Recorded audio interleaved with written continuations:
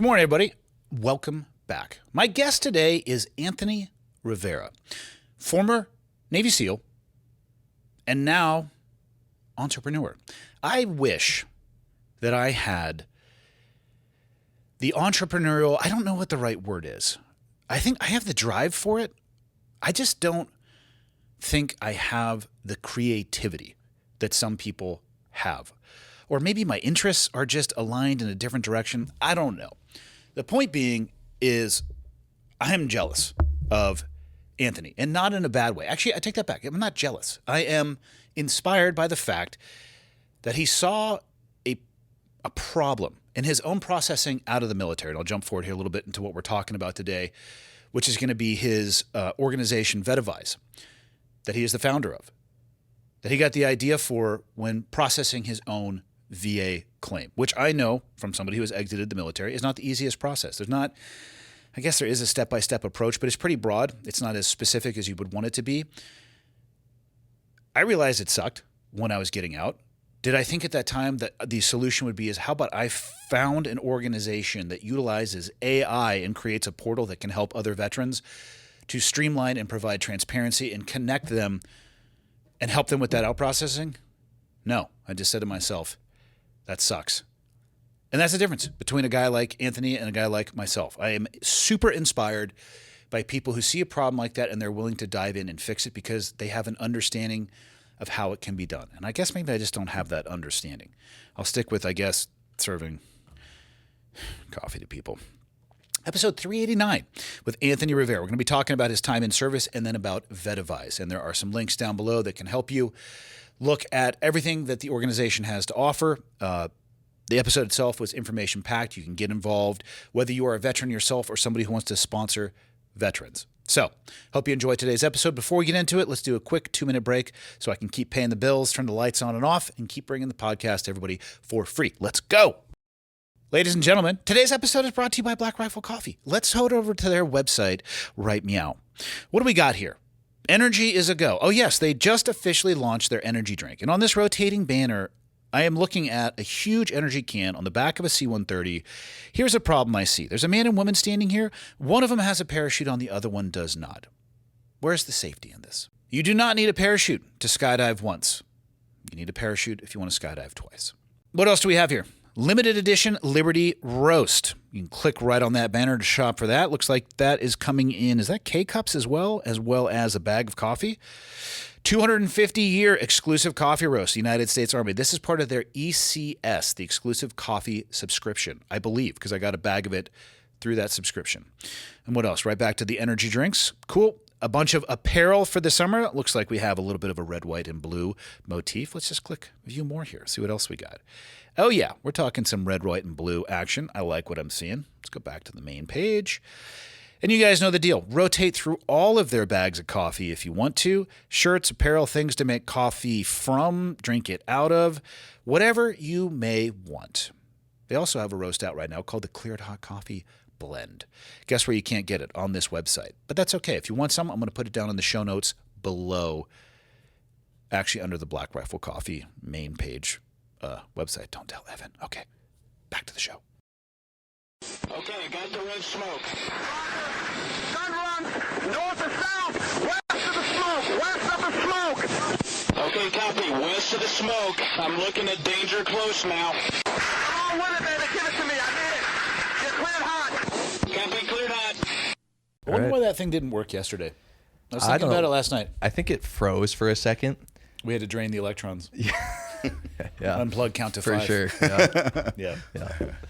Yeah. You want to kick right off with what it is that you're doing, or you want to talk about kind of how you got here in the first place? Give a little context to what you got going on. Yeah, I'll do that. Yeah. So first there was light. Yep, first there was light. Bring us up to speed from there. So I got out of the military in 2017. Okay. So I joined in 2006. Yep. From 2006 to 2017, I was in the teams. During that time, I was What at were you Team doing before 3. that? Before that, I was in college. I went to Norwich University in person. So I know they do like the online thing right now, but I was actually in the Corps of Cadets during my time in the military. The Corps of Cadets? Yeah. So it was a military college, but then they also had a civilian population that would go to college there. But I knew the whole time. Actually, man, I can't remember his name, but the XO of the Navy ROTC, which I was affiliated with, was a team guy. He was at Dam Neck, and he was also a prior pilot, Mike something. I can't remember, but he was the XO of the Navy ROTC, and I got attached to him, and we had like a small group of guys that we would train together, and he would put us through like the Hell Week kind of stuff, scenarios in the snow. It sucked, but out of those guys, there was 5 of us who did all 3 years, and 4 out of the 5 made it. Through buds, and then I think all of us also went to 18 Delta, and then we deployed multiple times, and there's only one that's still in right now. But yeah, it's pretty sweet. Why'd you choose E versus O? Because I feel like that probably could have led you through a commissioning source at the end of that if you wanted to. Yeah, so I will say you made the smarter choice. Both are good. I did 12 and 5, so I split. Right. But I'm telling you, man, that enlisted experience is worth its weight in gold. I'll say that the one of the 5 that didn't make it, he went O. The other 4 of us went E-Dog. So tells you everything you need to know. Yeah. So what actually ended up happening was he told us, he was like, just to let you guys know, I'm going to give you kind of some back information.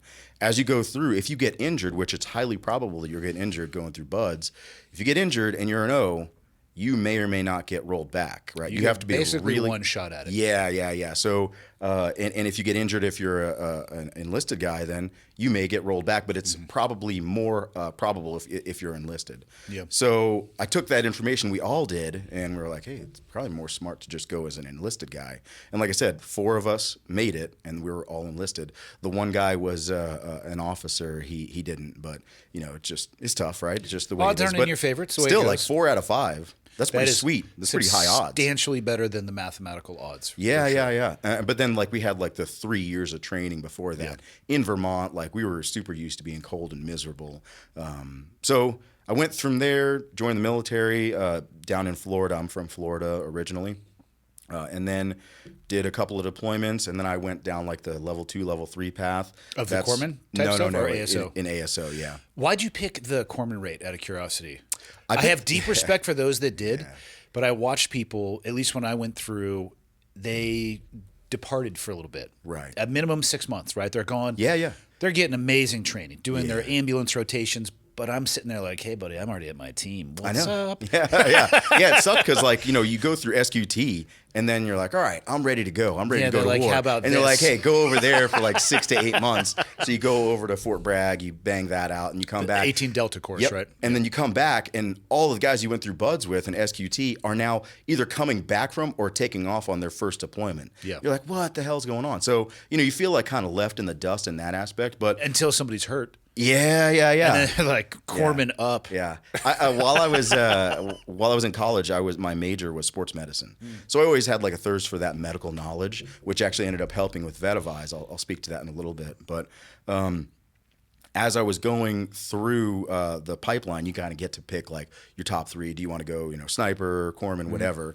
I picked Corman because of that pre-existing knowledge of the medical system in the body. So I was like, it's probably going to be. It's a longer pipeline, but it's going to be relatively easier for me. I know it's a very academic course, but it's not going to be all that difficult.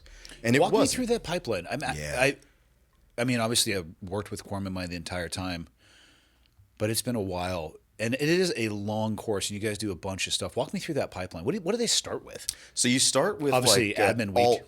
Yeah. You check all your books out. Totally. You check these lists, a stack of binders this thick, laying down flat, and you're like, damn, I'm supposed to memorize all this stuff. It has all the tests, all the answers, so it's just a straight rogue memorization skill, and you just have to absorb all that information.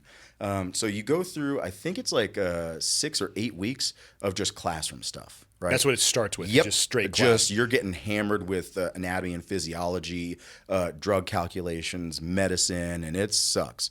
It sucks. You're in class from about 8 a.m. until probably 5 or 6 p.m. all day, 5 days a week. And then on top of that, you come from buds or SQT where you're working out on your own, and then you're in an Army unit where they do command PT like 3 or 4 times a week, and it is not fun, right? You're just it was rucks. Like they would just throw rucks on their back and just like hike for miles and miles and miles. Army people are going to do Army shit. Yeah, and it crushed dudes' legs. Yeah. So I got into a bit of a fight with actually you may know him, Dale Wooden. I know the name. Yeah. So he was a team guy, Corman, that was attached to the 18 Delta course. Okay. He was kind of like the NSW rep there. And then at the time, he was also like trying to go pro fighting. So while I was there, I was like, hey, man, like this is like crushing our legs. Like I have to leave here and then go deploy. I can't leave here and then broken. And now like I was just out of the game for like 6 or 8 months. Now you're going to make me be out of the game for another 6 or 8 months. Now I can't even deploy again. So we got into it, and eventually he was like, yeah, let's take a break from that. So the break from that actually entered me into jiu-jitsu. Oh, sweet. Yeah, it was pretty sweet. So like halfway through the course, he was like, we're going to start all the NSW guys, instead of going on these ruck marches and ruck humps, you're going to come and train with me. And oh, so he used you as human training dummies. Yeah. Okay. Which was like He's was like, you can't super technique nice. push me, but you guys are going to be cardio drills. Yeah. Yeah, and he was actually going like through the pro fighting sequence Hell yeah. then. So it was good training for him, and it was also good training for us.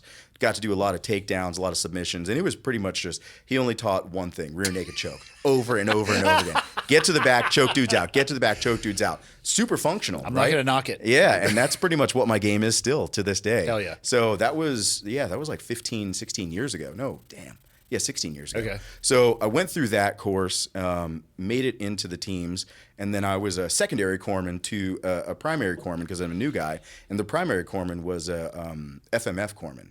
Oh, interesting. Super From the awesome Marine Corps. dude. Yeah. So, and he was a team guy, so we went FMF. He did the Fallujah push, got out of the regular Navy, and then went through Buds. Yeah. You may know him, like Justin Mendenhall. I know that name for sure. Yeah. Super awesome dude. I love that guy to the day I die. Like he has been a big brother to me and continues to be. So he kind of put me under his wing. He was like, "Hey, this is what we're gonna do. We're gonna, keep going through the medical process, but all the stuff academically you learned, throw that away. Like get your trauma bag and throw that away. You just need a little trauma kit, right? We're not really corpsmen. We have FMF guys that are attached to us, and then you have the long course 18 Delta guys that are attached to us too. I was a short year, right? course. Yeah, so the short course is, like I said, I think 6 to 8 months. The long course is an additional 4 months. Do you get essentially your nurse practitioner out of that, or an equivalent in the civilian world? So the long course, you don't get a nurse practitioner. You get EMT. What's the paramedic? Paramedic. You get the paramedic certification. Oh, I thought you guys got that from in the short long course, too. No, from the short course you get EMTB, the basic. Gotcha. But then you get like some additional stuff, like you can pretty much get a job in a firefighter or something like that when you get out. Long course guys, they have different access to meds though, right? Can't they prescribe as well in the military? Yeah. So you can prescribe certain drugs. Yeah. Nothing like controlled. When you go controlled, like, in the teams, you can kind of hold on to whatever you get your hands on. It is what it is. Yeah. But, so like you get to have your med pack, and your med pack has like all your meds, and it gets pretty close to like controlled substances. But yeah, like if you need anything, they're going to give it to you. Goods and bads there, right? The good is if you ever need anything, you're going to get it. The bad is it's never going to get documented. Yeah. Which that's absolutely terrible, right? Like, and it's just the nature of the beast. Like a good dude is just going to hook you up with whatever pain meds or anything that you need to, stomach troubles, you need to go to sleep. We'll get you whatever you need to continue the mission. However, I'm not going to spend any time filling out med charts for you because I got other shit to do, right? Yeah, that'll bite you at the tail end. I got a personal story about that when I got out. Yeah, please tell me what happened. Oh, I was a few days from my EAOS and went in to get my discharge physical, and the doc laughed at me. And he goes, "I'm not signing this." Jeez. Because my medical record was, I don't know, like 20 pages. After how many years? 17. Jeez. Oh, yeah. So it's not. He laughed at me. Yeah. He goes, "No." Yeah. And I was pissed because I had other stuff on the schedule now. And he and I have. And it gets held up, right? Yeah. But so I was at 16 years then at that point. So he extended me for a year. I talked to the officer detailer. They put me through the PEB, MEB process, but I had to go out to NICO first. Finally got a thorough workup and documentation. Ended up getting medically retired. But if it hadn't been for that guy, I'd be in a spot where I'm sure what we'll talk about and why you created what you did is people trying to navigate the system on their own with almost no paperwork to support it. Yeah, I was really pissed at that guy at the moment, and now like we're great friends. Yeah, we that's laugh good. about Yeah. it too. Yeah. First time I saw him after that, he was years later. He goes, "You're not pissed at me." I'm like, "No, man. Like I actually owe you a big thank you." For sure. Yeah. So like, Yeah. can you describe what NICO is? Because I think that's super important. Yeah, so the National Intrepid Center of Excellence. My understanding is now they have many more. The one I went to was at Walter Reed. I don't know how long it had been there, but it was the best medical care that I received while I was in the military because it was provided by civilian providers. Yeah. And it was literally across the street, a single street. You could walk across to Walter Reed Hospital, and at that point in time, still populated with severely injured people coming back from overseas, amputees, all sorts of stuff. And oftentimes you'd see them there with their parents kind of reuniting. It was, looking back on it as a parent myself, like, oh, man, okay. Yeah. And you'd go there for, you would walk over to the military side for X-ray. I think they did blood draws internally on the other side, but whatever, the high-speed whiz-bang shit you might need that the military had, you'd go there. NICO itself, though, I think it was 30 days. I mean, it was psychologists, psychiatrists, full blood workup, looking at hormonal panels. Neurologists as well, right? Neurologists, neurological screenings, memory tests, group counseling, for lack of a better term, or different relaxation stuff, sleep stuff. I mean, it was holy shit. Yeah. But it all occurred in one. You just walk in there in the morning and they're like, boom, here's what you got today. Right. You'd have like one or two individual things that you could kind of do at your own pace, but then it was this specialist, that, or hearing, the classics. Yeah. Sitting in the booth, like, did I hear that beep? Yeah. I'm gonna click it. I think I heard it. Yeah. Yeah, and then it gets a lot. Damn it. Yeah. Yeah. But that's, I think, how like every veteran should be treated. But for right now, right? I don't know if the military could treat every veteran. Absolutely not. They cannot, right? Yeah. And it's impossible for them to do that. But what that does is it really sets the stage for a seamless transition. And then when you go through a medical evaluation board or a physical evaluation board, you are actually assigned a claims specialist, right? So like somebody I did both concurrently. So I got my VA rating concurrently with your military. With the military rating. I don't know if one finished before the other one. You get the generally it's the VA one finishes first. It might be. They don't tell you. I know. You just get it. You get both at the same time. Yeah. So it actually wouldn't surprise me if the VA one did. But yeah, so I did my VA. What is it? 5 or 8 appointments. I had to go see 2 specialists for some nerve stuff in my leg, and submitted everything. I think it was about 8 months. Yeah. And then I think I got a phone call. It was either a phone call or a completely generic template email. Yeah. That said, this is your rating. Find a time to get out between now and 90 days. Right. Go get your DD-214 at North Island. Make sure you're squared away. Yeah. Like, okay. Yeah. Completely in the dark, right? During that entire process. After I submitted, yeah. It was like throwing hot dogs down a hallway. Right. Yeah. There's nothing. Yeah. There's nothing that you can really do to impact the decision one way or another. And also, you have no idea what the hell's going on. You don't know what the evidence they're looking at. Yep. Nobody actually interviews you. Nobody does anything. You're just completely in the dark. And then you get that letter or that email, and it's like, oh, I guess it's done. Yeah. And it worked.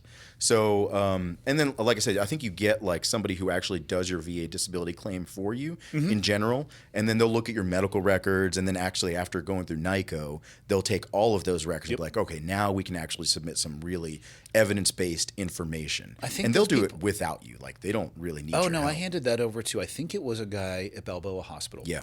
There was, I believe it was this. I think it was a civilian. Yep. Yeah, at Balboa Hospital, he handled all the VA stuff for me. Yeah.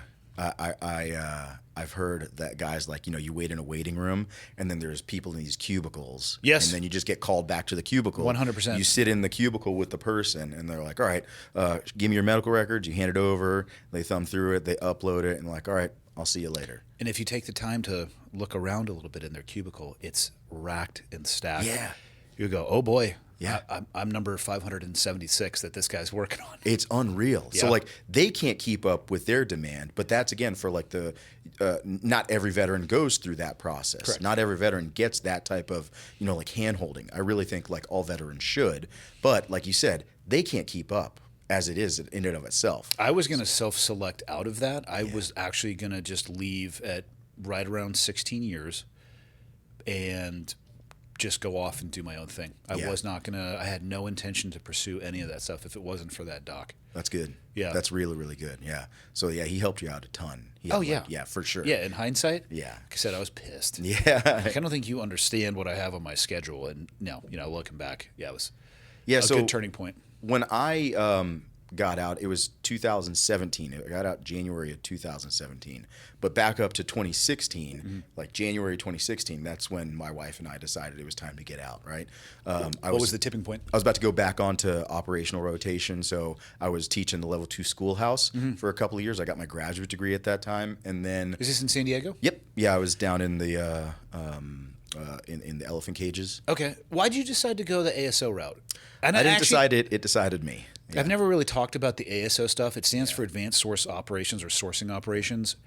Because you lived in that world, I'll let you describe it as broadly as possible because I don't know where – I know what it is, but I also don't know where, like, we probably shouldn't talk about that. Yeah. So it is It's not like James Bond shit, everybody, no, so don't dude. get super excited. It's but just a bunch of report writing and interviewing, right? So like that's essentially what it is. And then you can get a little more advanced, and then you can kind of start interviewing more trained people. Yeah. But all you're doing is you're trying to see, can I validate information that's being provided to us so that way we can provide a more accurate concept of operations. So like, all right, there's a target, right? Yeah. There's a person that we have to go get.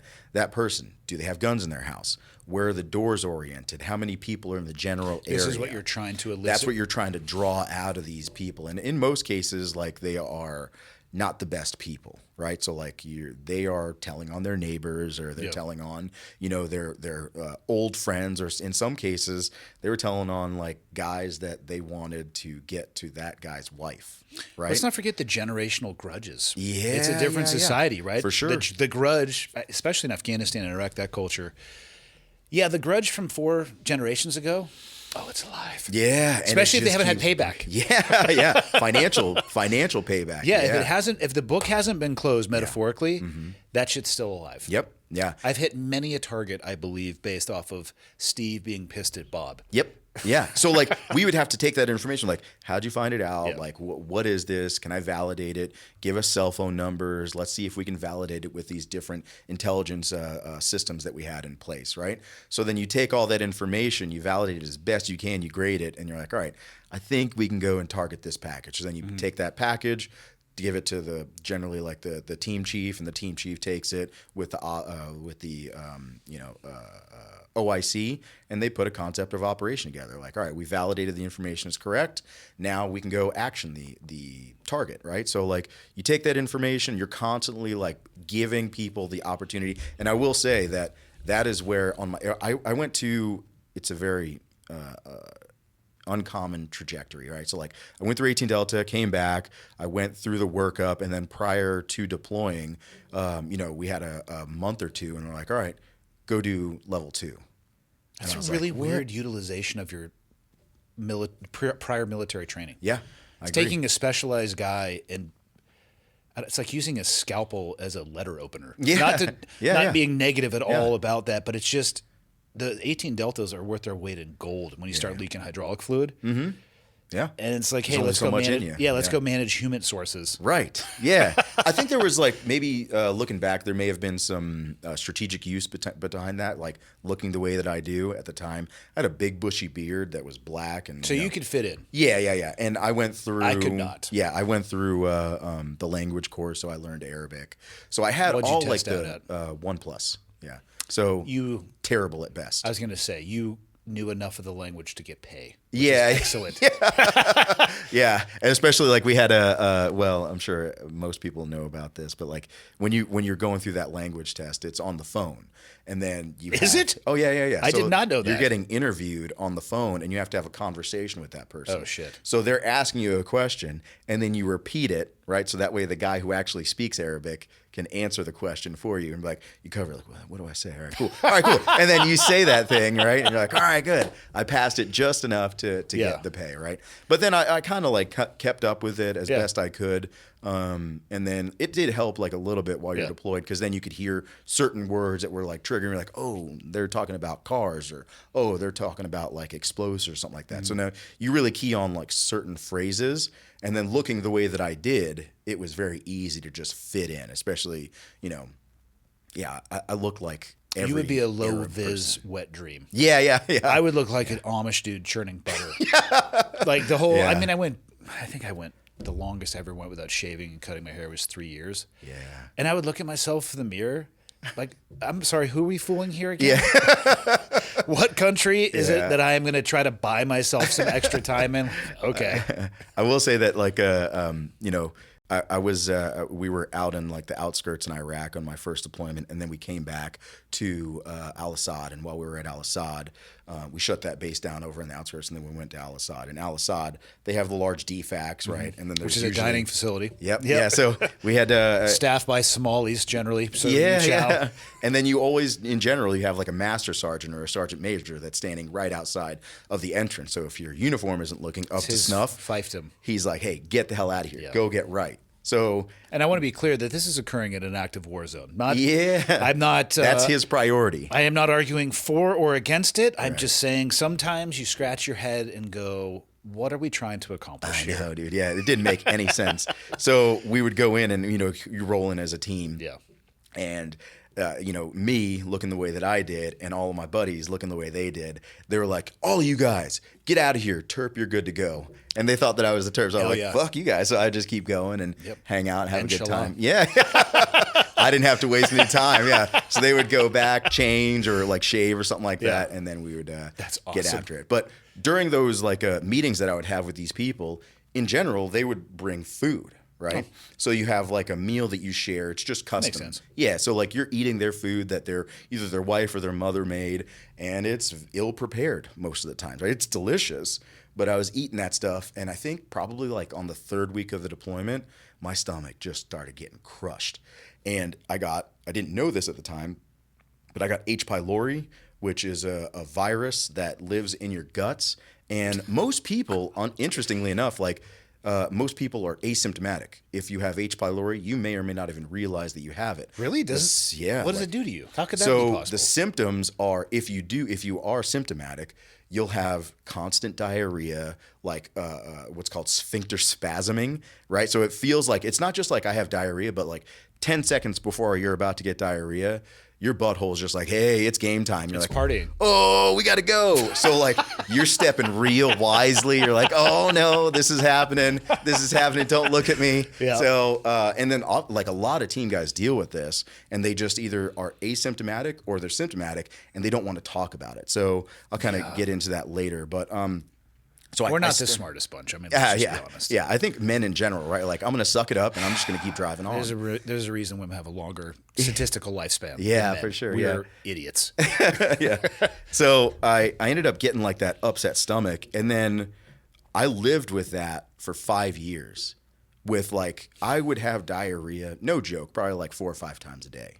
And I just And you didn't think about mentioning this to someone. I talked to my Corman, right, Yeah. at the team. I talked to the doc at the group level, and they're like, all right, we'll refer you out to a GI specialist. But you're constantly going, and like you're going on a workup, Yeah. and then you're going on another. Like, and then I went to level 3. Then I come back, and you're going on another workup, and then you're deploying again. So my schedule and the GI's schedule didn't align for 5 years.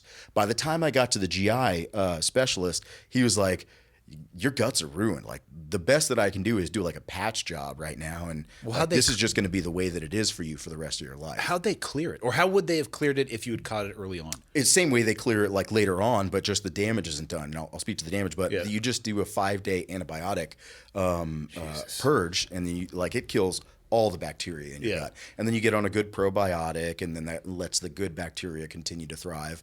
But you really do have to manage your diet from that point on. But at that time, 5 years of that damage, it gave me tons of ulcers, like any spicy food or any, at one time, if I ate steak, just steak, not even like buttery steak or like a super salted or seasoned steak in general would ruin my guts, right? How about other red meats?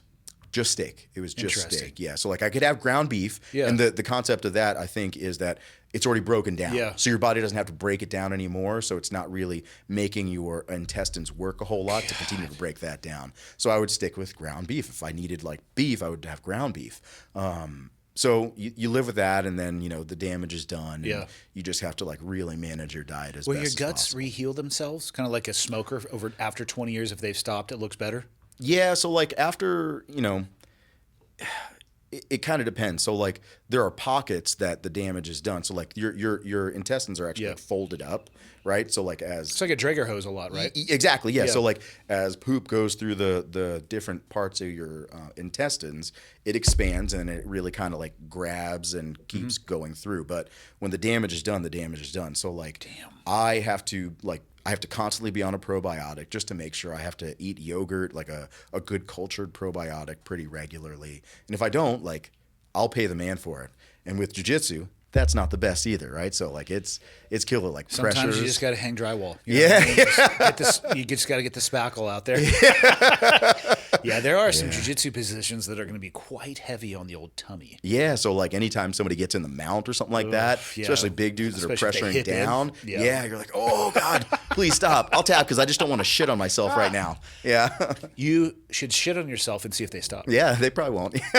If they don't, well, if they do, it's like, listen, I didn't tap, so we're still going. Yeah, yeah. So then you do that, and then I took my medical knowledge from the 18 Delta time, and then I looked at my medical record, and this was in January of 2016, and to loop back to like why I decided to get out. My wife and I were like, I was like, hey, it's time to either go back to operational rotation or go back to operational rotation. There's no other choice, right? Yeah. So she was like, well, I'm going to go back to Florida where my support network is, my wife, my mom and dad, and your mom and dad are, so that way we can really like I can have help with the kids. Yeah. Because like you're gone all the time, right? It's hard to describe. Yeah. how So much. like I had a 5 and a 6-year-old at the time when it was time to get back after it, and I missed like all the first steps, all the first words, all the first everything. Yeah. And then you're just a weekend dad at best, right? So you come home like daddy's home, let's help out, and you're hurting more than helping, right? Yeah, your 'Cause- wife behind the scenes is just cursing you because you're upsetting their structure, their schedule. Mm-hmm. The reality is you don't really know what best helps the ship move smoothly. Smoothly. I mean, you're doing the best you can, Mm-hmm. but yeah, that's real for sure. Yeah. So my wife was like, hey, I'm going to move back to Florida. If you want, we can do like the Geo Bachelor thing, Geographical Bachelor. And what that means is like, you're staying married, but I would be stationed in San Diego. My wife would be in Florida. When I wasn't training or working, I would take leave, or on weekends I would fly back to Florida. Which would be limited at best. Yeah. And then have like a day maybe, and then fly back to San Diego. So People do it. That's a tough row. yeah, some people do it for like a decade plus, and I don't know how they do it, man. Because like, you're not even a weekend dad at that time. You're just like, hey, daddy's popping in every couple of months. Well, then there's the transition of when you stop doing that. Yeah, I mean, if you do it for a decade, if you do that for a decade, that type of relationship, and you try to go back to whatever, the nuclear, traditional, whatever you'd want to call it, whew, that'd be real tough. yeah. How do you build those relationships that are non-existent, right? Or just how do you integrate into something that is already highly structured largely without you? Yeah. So like the role of a father, is really to protect and provide, and then also like protect spiritually, emotionally, and then any other way that you can protect your family, your wife, and your kids. How can you really practice that? Because it takes a lot of practice to Sounds like understand. toxic masculinity. Yeah, yeah. There's a lot of people who would say, well, that's just not right. You shouldn't be doing those things. And to those That's your people, I opinion. don't know what to say. Yeah, yeah. Yeah. It's my role as a father and as a husband to protect, provide, and lead, right? Like that's kind of how I understand my role in my family. And my wife's role is to support, and she is incredible. Also, the supporter role is really my wife is awesome at telling the truth, and the truth is never fun to hear. right? So like That is- you hear the truth and you're like, That's a true story, no "Dang, pun man." intended. Yeah. You're like, all right, well, I didn't like how that sounded, but Yeah. I'm going to listen and I'm going to see if I can change. Yeah. So we made that decision to get out in January of 2016. Was it hard for you being at the? So you were right about the 10-year mark. Yep. Which is 11 years. So yeah. Well, yeah, 10 years at that time. There's a lot of people who would, hey, you're halfway there. Right. Hey, you're now every step you take, every day that goes by, you're a One year step closer. closer. Yeah, it's Yeah. you've made it over the hump. And then there's the teams do a good job of trying to make you feel irreplaceable at times, even though they will completely replace you with the next youngest heart rate that they Yeah. can find. Yeah. Was it tough for you at all, or was it pretty easy bridge for you to cross mentally and emotionally to be done with it and find something else? I think my story is pretty common to like most team guys where it's like, well, it's just a decision to make. I'm not going to deal with it until it becomes an emergency. And at that time, that didn't happen until like 2 years after I got out of the military, right? So I'm already out and now I'm like, shit, I'm going through an identity crisis. Yeah. I didn't realize that because I just moved from one fast-paced job to another fast-paced job. So I went from traveling all the time in the teams to then I worked at Amazon where I was traveling all the time for Amazon, right? You went So- from the teams to Amazon. Yeah. I'll talk about that I was later. going to say that is not a transition I've ever heard of Right, yet. yeah. I'm excited to hear what this was like. So in January 2016, ended up going through I did what every good team guy does, right? I talked to 5 guys that were already out of the military that had their VA disability stuff done, and I was like, what do I do to each one of these 5 guys? You And should I have gone got- to TAPS. They would have figured it out. Yeah. It's interesting. Yeah, I could talk to TAPS. Yeah, but I went to 5 different guys and I got 5 different stories, and not one of them was aligned. So I just threw that information aside. I really went to work. I started understanding what the truth was that was out there, put a plan together, and that plan I started executing on. How'd you find that actual raw beta? Because that is the team guy way. Research. You go and somebody who just got out, hey, who did you go talk to? What did you bring? What did you need? Yeah. Yeah, I don't think I ever looked for any of the the straight beta, whether it's in a manual or doctrine or whatever it is. Manuals, yeah. Yeah. So just kind of backing up a little bit, prior to January 2016, I had just finished my graduate degree. So I was very much in student mode, right? Like if I heard some information, I would really look into it and figure out what's the actual truth behind that. So when Where'd you get your degree in? I got my degree in organizational leadership. Sweet. Yeah, through Chapman University.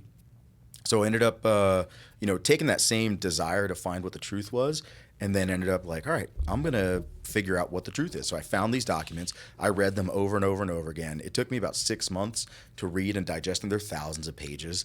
And then I started putting a plan together that was directly in line with the VA's guidelines. And I executed on that plan. January 11th, I took advantage of what's called the Benefits Disability at Discharge Program, BDD. I've never even heard of Yeah, this. this is crazy. Yeah, most veterans don't know about this. So if you submit your VA disability claim within 6 months of getting out of the military, so Okay. 6 months prior to your EAOS, Before or after? before, Okay, so before. 6 months before your EAOS, you get put into the BDD. You don't get any information on it. You don't know actually what the actual program is unless you look into it. But what it does is it prioritizes your claim. Okay, so that they makes look sense. at the timeline. They're like, all right, you're 180 days out from discharge. We're going to automatically put you in the BDD window. Mm-hmm. Now your compensation and pension exams get scheduled sooner and then closer to you. So that way you can go through those while you're still active duty. That's awesome. Yeah, it's sweet. Every veteran in transition should be going through this program. Unfortunately, I never only heard of it. 1 in 3 veterans that actually do a disability claim do it. Wow. And the numbers are staggering, right? So there's 19 million veterans, 6 million are integrated into the VA, 13 million are not. In any way. They're just That's off correct. on They don't even- orbiting through space. Yep. They're like, I don't know where to start. So if I don't know where to start and I don't know how to navigate the system, I'm just not going to start because I genuinely don't know where to start. They earn those benefits too. Yeah, absolutely. You earn them the day. So if you're served for 90 days or more and you are different in any way after 90 days, the VA is required to treat any of those conditions, right? So I talked to this one dude, he served, I think, 180 days active duty. So he went through boot camp, went through a quick MOS, and then he went deployed, got blown up immediately, lost both his legs, Jesus. and then he got out. Right, so they went through the PEB. It was a fast decision. It's like, well, you can't do this job anymore. And he's like, I did 180 days. There's That's just the way that it was. So like he earned his benefits just as equally as a person that did 20 years as like in the Navy, like a yeoman, right? This is what I tell people when they join. The military will get their pound of flesh from you. Yeah. Make sure that you take the time to get 1 or 2 pounds of flesh on the way out. And that could be educational benefits, vocational schools. The VA benefits is a part of that. There are so many programs outside of just the VA that people in the military never take advantage of. Right. And that's where it's not that there's really a pound of flesh up front for the military, but it's a good metaphor. They ask a lot. It might require a lot of you. Take advantage of absolutely everything that the military has to offer. Yeah, it's one of the benefits that you chose to participate in when you also chose to sacrifice and join the military. Like It's a there's give and take. 300 and plus million people in the U.S.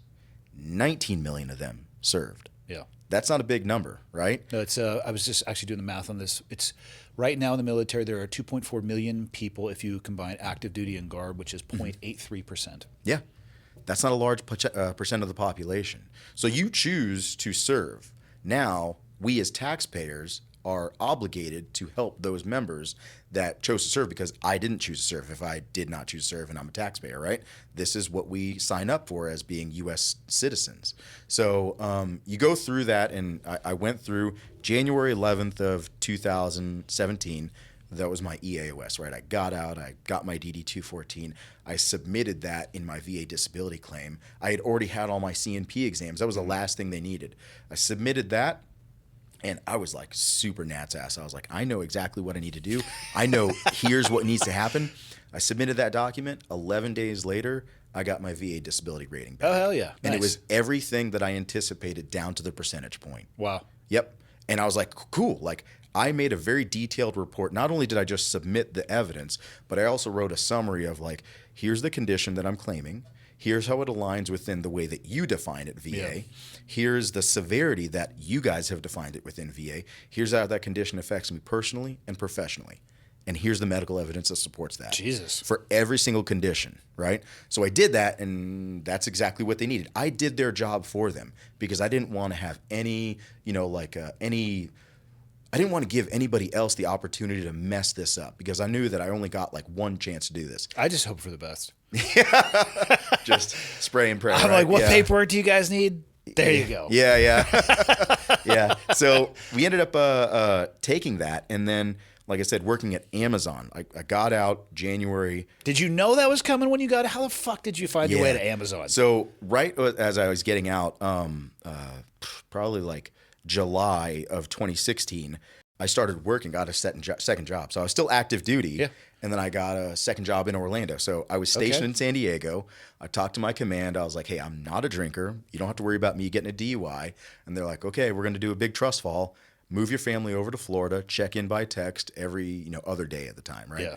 So for the first couple of weeks, every other day I would check in. I had already moved to Orlando. I wasn't on leave. They were taking it, like I said, a big trust fall. Yeah. If I'm getting anybody in trouble right now, it's already too late. It's been too long. Statute of whatever is probably expired.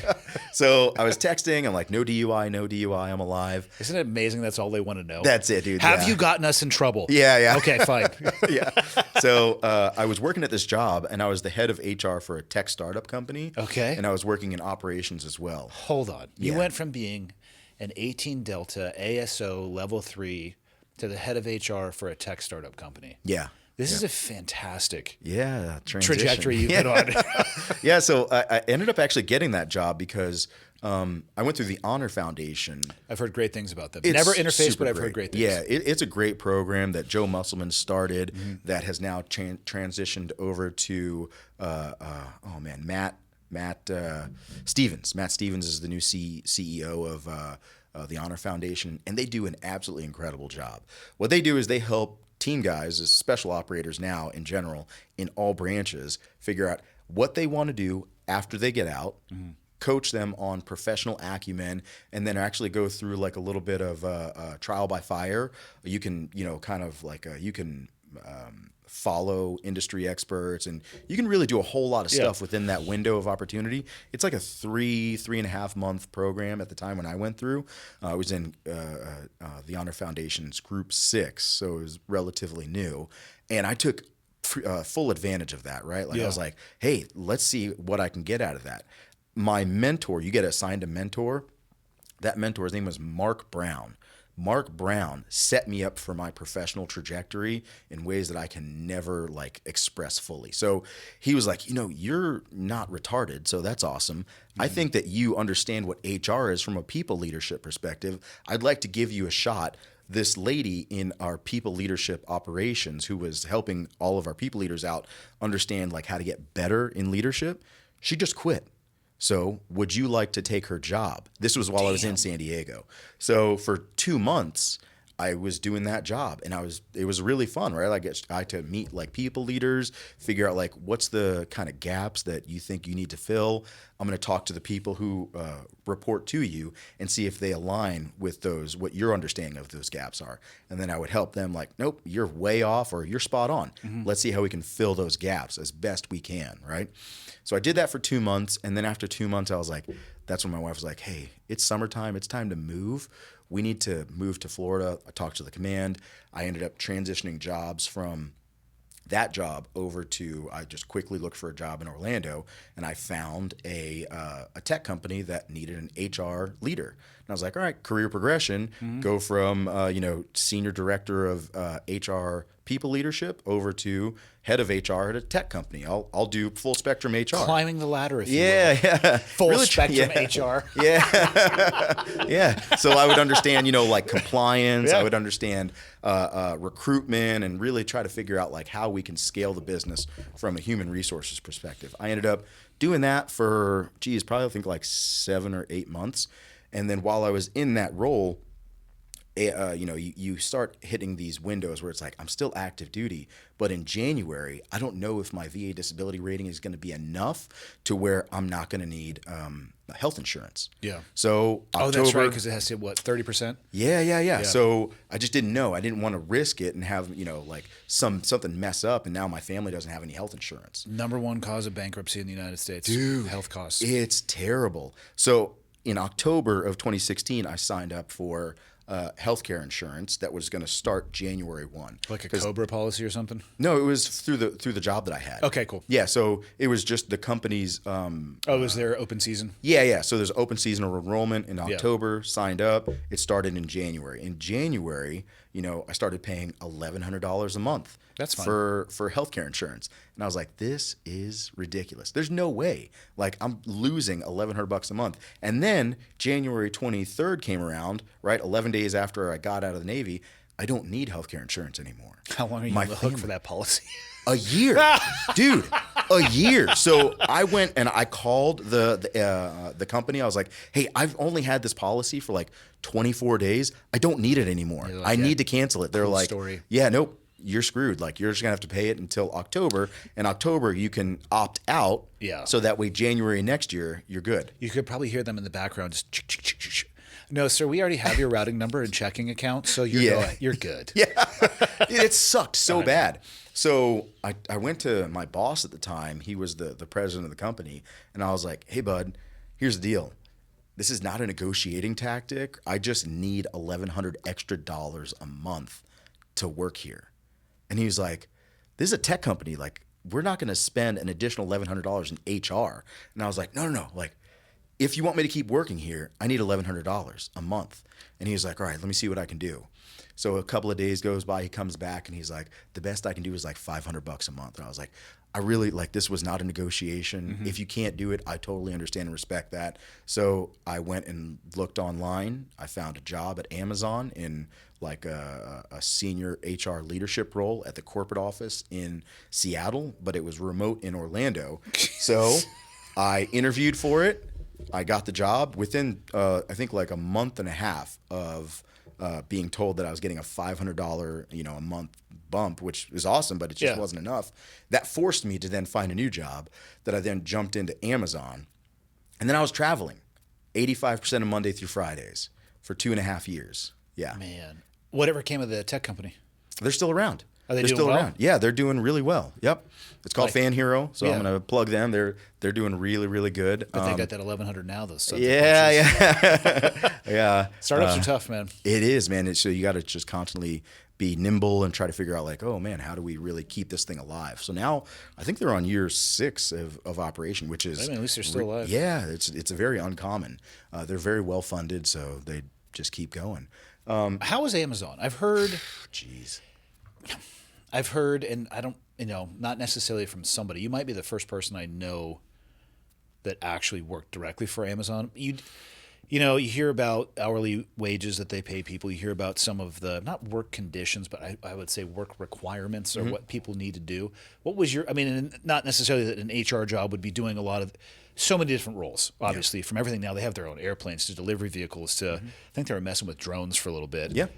It's like, I don't know if I need a drone dropping anything off. Like let's slow down here a little bit. T1000. Right. Yeah. What was your experience like with the company? It was super interesting from my perspective. So in HR operations leadership, I was over 6 different business units. So you named a couple of them. Amazon Air. So you think about Amazon, it's actually multiple businesses under the umbrella of Amazon. So the minute you order something online, that is one business that takes your order, AWS takes that order, fulfills it through the technology, and then finds it in a warehouse. Then it jumps into the next business. The next business is the Amazon warehouses. The warehouses are where you see the people stuffing stuff in boxes, wrapping it up, putting shipping labels on, putting it on pallets, and then moving it, right? So that's one business unit. I was over that one. I was over, then it gets put into a shipping container, right? Oh, not a shipping container, a Truck. A truck, right? So that truck then transports that product to a delivery station near you. That's its own business. So I was over that one as well. Then you go to the delivery centers, and then I was over that business unit as well. This is for, again, people leadership roles, and then Amazon Air. Yep. So transporting stuff all the way across the U.S., across the world, Yeah, products. globally for sure. Yeah. So it was really interesting. I got to learn a lot, and then in the people leadership side, I would travel, like I said, 85% of Monday through Fridays. I would go to a different station, and I would just kind of go to the operations leader in that area and be like, hey, I was doing the same thing I was doing at that first job. What do you think your gaps are? How can we fill those gaps? Let me talk to the people who work for you, see if that aligns. And if it doesn't, I'll communicate that with you in the safe space so that there's the only reason that I'm talking to you guys is to get everybody better. Yeah. So I had I think at one time there was 200 people that indirectly or directly reported to me at Amazon within this people leadership field. And then I did that for I think 18 months, just traveling, bang, bang, bang, bang, bang. And then the world started crashing in, right? I started realizing, why did I get out of the teams to be near my family when I'm not near my family? Yeah. This just doesn't make any sense. Working at Amazon was super interesting because you got to see how a Fortune, 10 company operates. I was going to say 5. Yeah, I think they are probably. They might be. I mean, they're up there, obviously. And they do so many things. Let's not forget their cloud data services that they AWS. sell to the government as well. Yeah. You want to shut the old Govy down. People talk about nuclear weapons, which of course would work. I'm just saying. AWS in Virginia. So ended up getting a whole lot of experience there, understood what it meant to work a lot. Was there a consistent theme that you would hear when you would ask them what the gaps were? Yeah, empathy, for sure. Yeah. Empathy from the top down? Yep, empathy from the top down, because they were met with such strict deadlines. So every day you have to hit these operational metrics, and if Which I feel like they're galactic. Dude, it was impossible. You have to make people do the impossible day after day after day. Yeah. So if you're having them do that, how can you be empathetic and actually spend time to understand what's going on with the different people, right? How do I inspire you guys when really I don't really care if I'm inspiring you. You You're have looking to at do a this. spreadsheet. We're doing same day deliveries. Yeah, Let's get it. Yeah. We have to hustle, move faster, move faster. That's a tough leadership environment, actually. So empathy was definitely the pretty consistent self-proclaimed deficit across the board. So it was just really as best you can. I know you're already working 16 to 18 hours a day. Spend 1 or 2 of those getting to know the people, understanding their life. How can I best understand and support you? What is your career trajectory? How do I get you? How do I send the elevator up? Right? How do I get you to where I'm at so that way I can move out and move on up? But it was interesting. Like, it was demanding, but it was also. Today's episode is brought to you by LMNT. LMNT. It's okay to say it either way. It's pronounced element. Do you want to stay hydrated without the sugar, food dye, and other dodgy ingredients found in popular electrolyte and sports drinks? I feel like that's a rhetorical question. Electrolyte deficiency or imbalance can cause headaches, cramps, fatigue, brain fog, and weakness. You feel the difference when you get it right. That is such a true story. And all of those things that I just listed suck.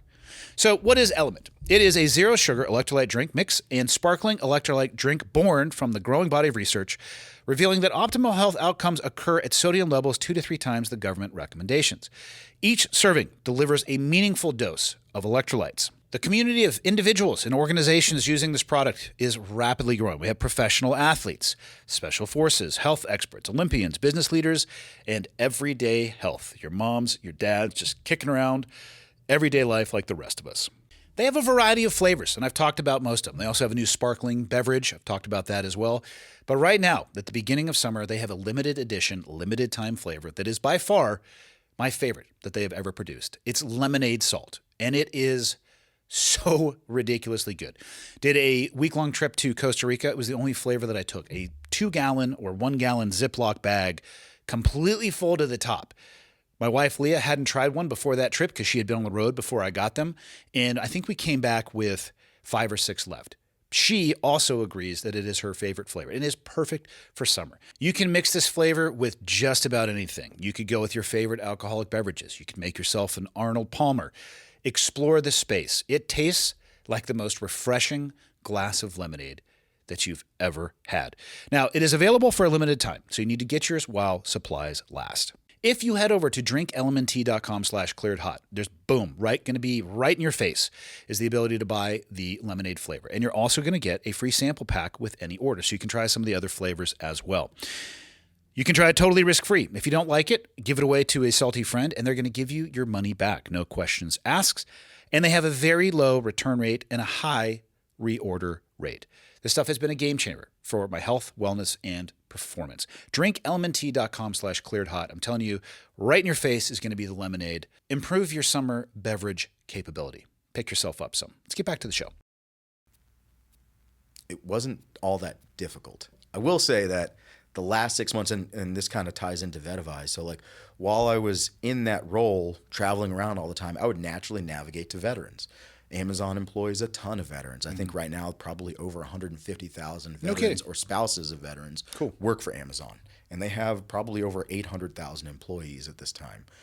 So they're very veteran focused. And I would just naturally navigate to the veterans, be like, hey, how can I help you with the VA? Like, I've got it figured out. Help me help you. Let me teach you what you need to do. And then I would just do it with them, understanding all the different steps, and I would just have them do exactly what I did while I was active duty. And I got really great results, right? So except for the BDD part. Yeah, they were out of that. But there's another interesting window. So if you just got out of the military, which Amazon hires predominantly from immediately transitioning. Oh, from one job to the next? Yeah, so like you just got out of the military, I'm going to recruit you straight out as an officer, and now you're going to work at Amazon operations because they know that they can really drag you through the mud and you're going to perform very well.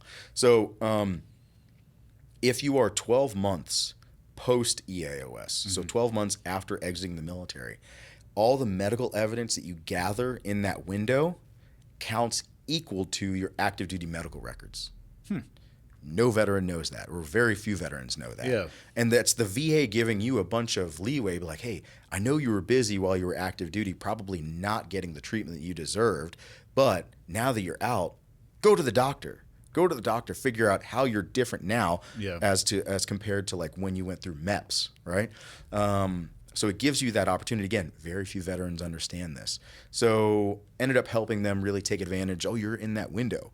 Go to the doctor. Spend like 1 or 2 days a month at the doctor getting the evidence and diagnoses that you need that are legitimate, so that way you can put your fact-based, fully developed disability claim in. How do they view it if you're 12 months in a day. You're out.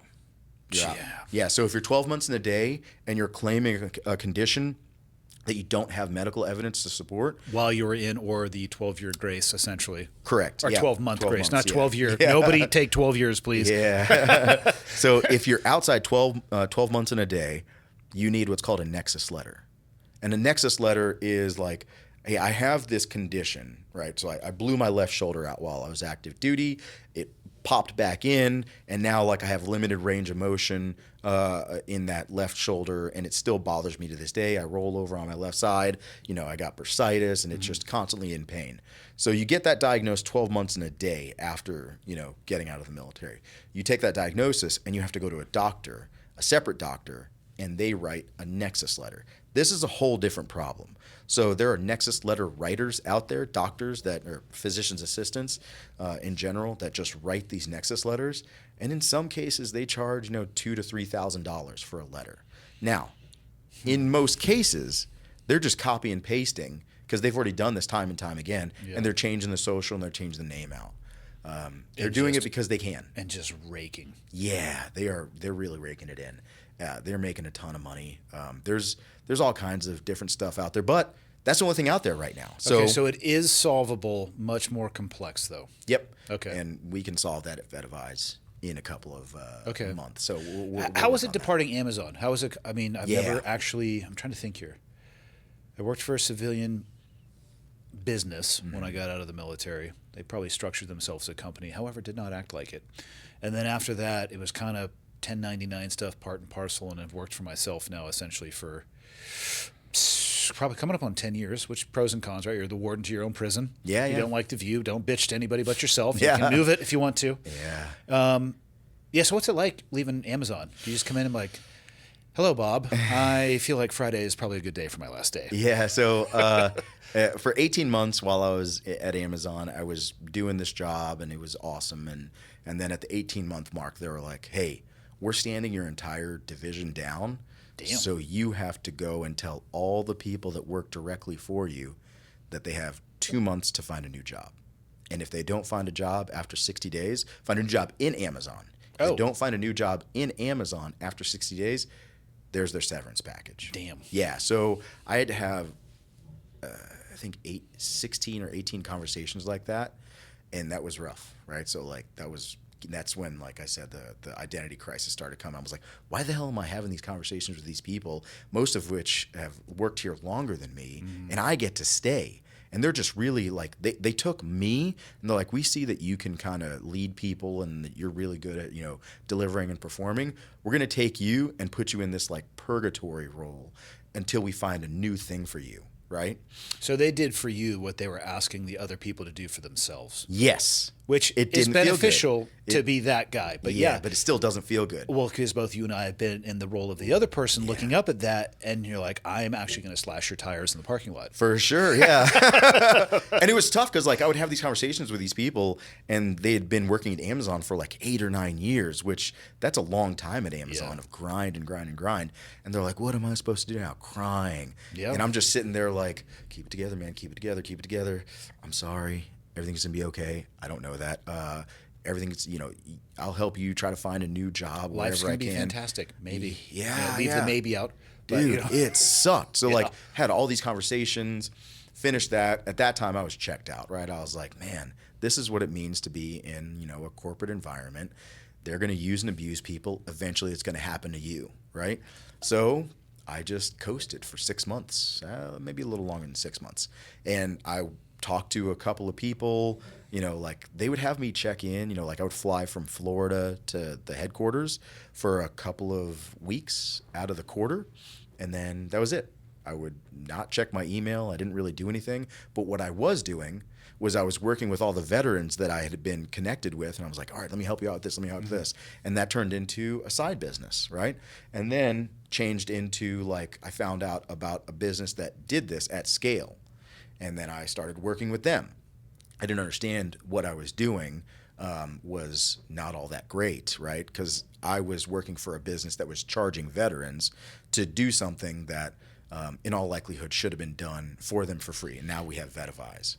It's a very murky it is a very murky world when it comes to benefits and being able to separate the wheat from the chaff on those who are helping for the best of reasons and those who are helping for their own financial reasons, a blend in between.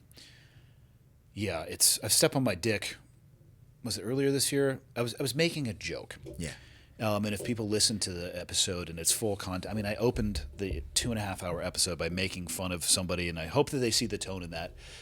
We were talking, veterans benefits came up, and we were talking about, somehow it got onto the fraud that is associated in the veterans benefits ecosystem. I jokingly made the comment that probably 50% of veterans benefits in the modern GWAT era are bullshit. I don't believe that, but I did say it, and I'm 100% responsible. And it was, again, in the context of the conversation, I understand exactly why people reacted the way that they did. My fault for saying that. But I also won't sit here and say that it isn't an issue. We don't even need to argue about the percentage. It's something that exists, and there are organizations out there in the ecosystem you're talking about that will help facilitate that, even though they know what they're doing is fucked up. Dude, it's terrible. As long as they're going to get some cash. It's terrible. Yeah. So then you have everything from like fully legal and legitimate operations to the like kind of gray area. For sure. The fully legal options, there are accredited agents, there are attorneys in general, and I'll just briefly describe that. So like, if you're a veteran and you're trying to get engaged with the VA for the first time, you're one of the 13 million. I was going to say 13 million. Yeah. So you're one of the 13 million. You're like, I don't know where to start. I heard that there are these accredited agents because I can go on va.gov and I can see what the accredited agents are. So you look them up and they're an attorney. So you go talk to the attorney. And I actually did this to going through like market research as I started developing Vetavize. I go to an accredited agent. He's an attorney. And he's like, hey, I want you to put your patient pants on. Everything's going to be okay. Sign this power of attorney, and I'll take care of it. And I was like, well, how do you get paid? And he's like, well, you're never going to pay me. Don't worry about that. You're never Not the question that I asked. Yeah. He's like, you're never going to pay me. And then like he didn't answer the question. So I ended up finding out that he was going to take in the contract, he was going to take 30% of the back pay. Now, that could be a tremendous amount of money. Yep. Absolutely. Is that legal? It's 100% legal. It's even this is one of the accredited agents as well, right? It's an accredited agent, so this is legal. So you have an attorney that talks to a veteran. It's like, this is going to take 2 years.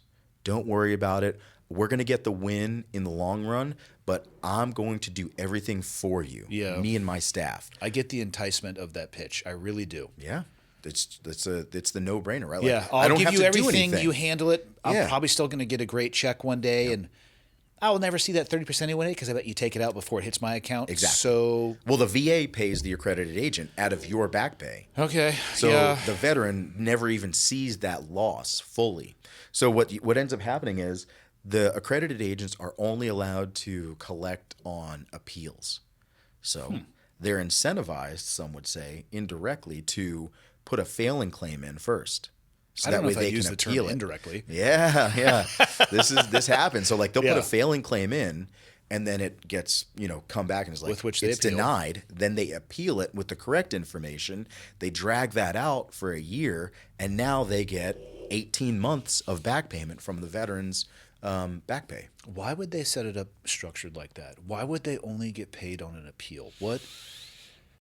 So the purpose of an accredited agent is actually to help veterans after they mess up themselves, if they do mess up. Okay. Then it's like, well, you don't know what you're doing.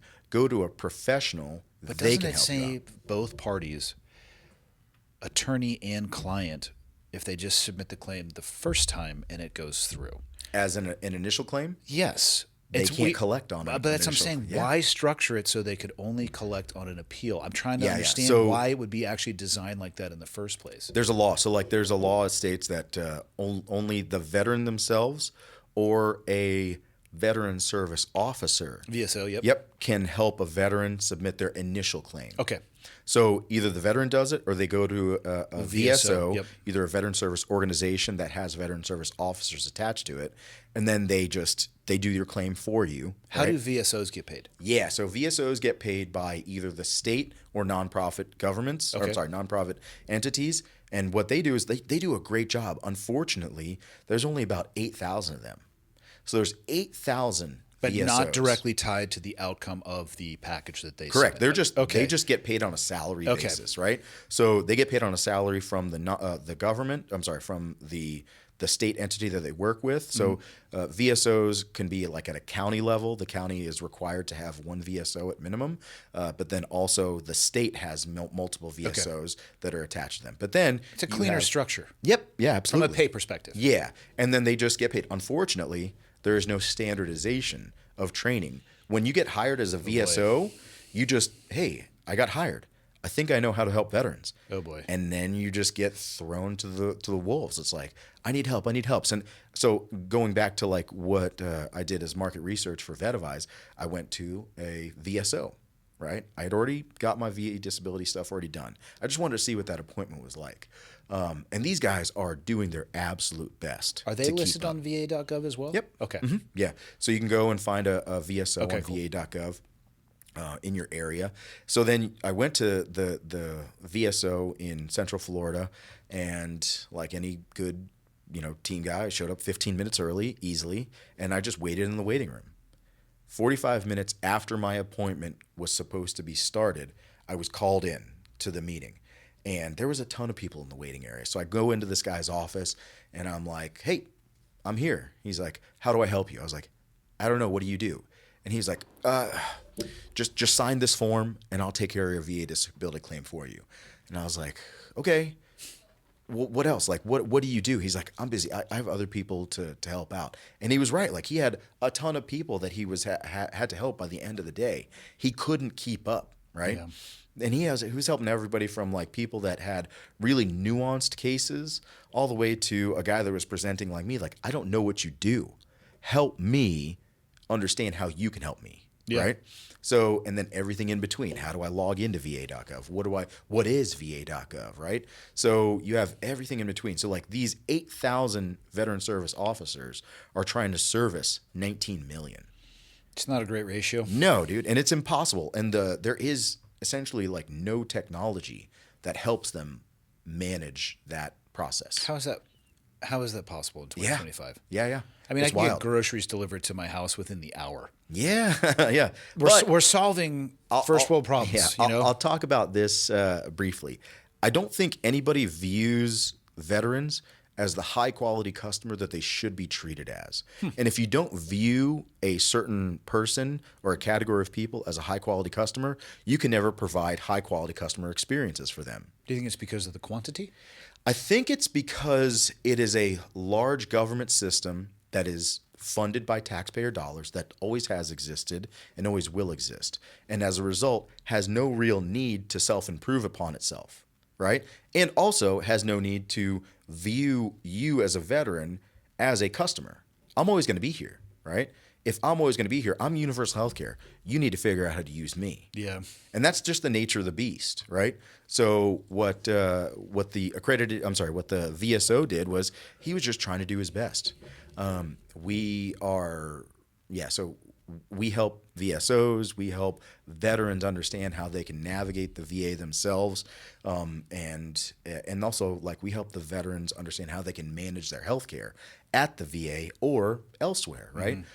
Through Vetavize, and that's kind of Where I understand, and I definitely want to hear about what you're talking about. When did you get to the point where you realized that you were going to try to solve this problem? Yeah, that's good. Yeah. So Because identifying a problem is Right. one aspect of it. For me, what I do is I find somebody smarter than me, which is everybody in Yep. every room that I'm in, and I say, "Hey, could you solve this problem? Because I don't know how to." Yeah. That's a different bridge to walk across than saying, "I am going to figure this out and solve it myself." Yeah, so back in 2020, I was actually working with nonprofits. I was working with the Seal Future Foundation. I was working with a handful of other foundations, and I would hold like education seminars. So the nonprofits would pay me not as a VSO. I was really just a force multiplier. I'm going to teach you exactly what you need to do so that way you can maximize your experience at the VA, right? And I would say the same thing over and over and over again. And I did that for like a year and a half. And then by 2020, I was like, I can't keep up with this anymore. Like, I'm stuck in my office having the same conversation 5 or 6 times a day in these large group Zoom settings, right? I'd have like one Zoom with me talking. There's like 100 to 200 people in the Zoom room with me. They're all taking notes, asking questions, asking the same question over and over again. After months, I would answer their questions before they asked, and then I would have these little flyers. And this is all generally like the precursor to Vetavize. So back in probably like late 2020, early 2021, I was like, I don't want to do this anymore. There is a standardized, scalable approach that I need to figure out how to solve. So went to kind of like the drawing board, and I was like, how do I do this at scale? How do I help not just like the 7,000 veterans that I've helped out to this point, but how do I help all 19 million and their spouses and their college-bound children, right? How do I help each one of those categories of our veteran community? And the dawn of AI came about. Like ChatGPT started going live, OpenAI, that really started kicking off. And I was like, oh, dang, I think I figured it out, right? And I partnered with one of my initial partners, Jimmy Beach. He ended up looking more deeply into how we patent our process. And he figured it out, patented the technology that we have, and then started getting ready to build. We raised last year, like $1.75 million. Was that fun? No, dude. No, hell no. Listen, dude, like tech companies are super interesting and fun. You get to solve the easiest problems every day because you don't even know what the hard problems are yet. You're just like, there's fires everywhere. All you got to do is just keep spitting, right? Eventually, something's going to happen. It sucks.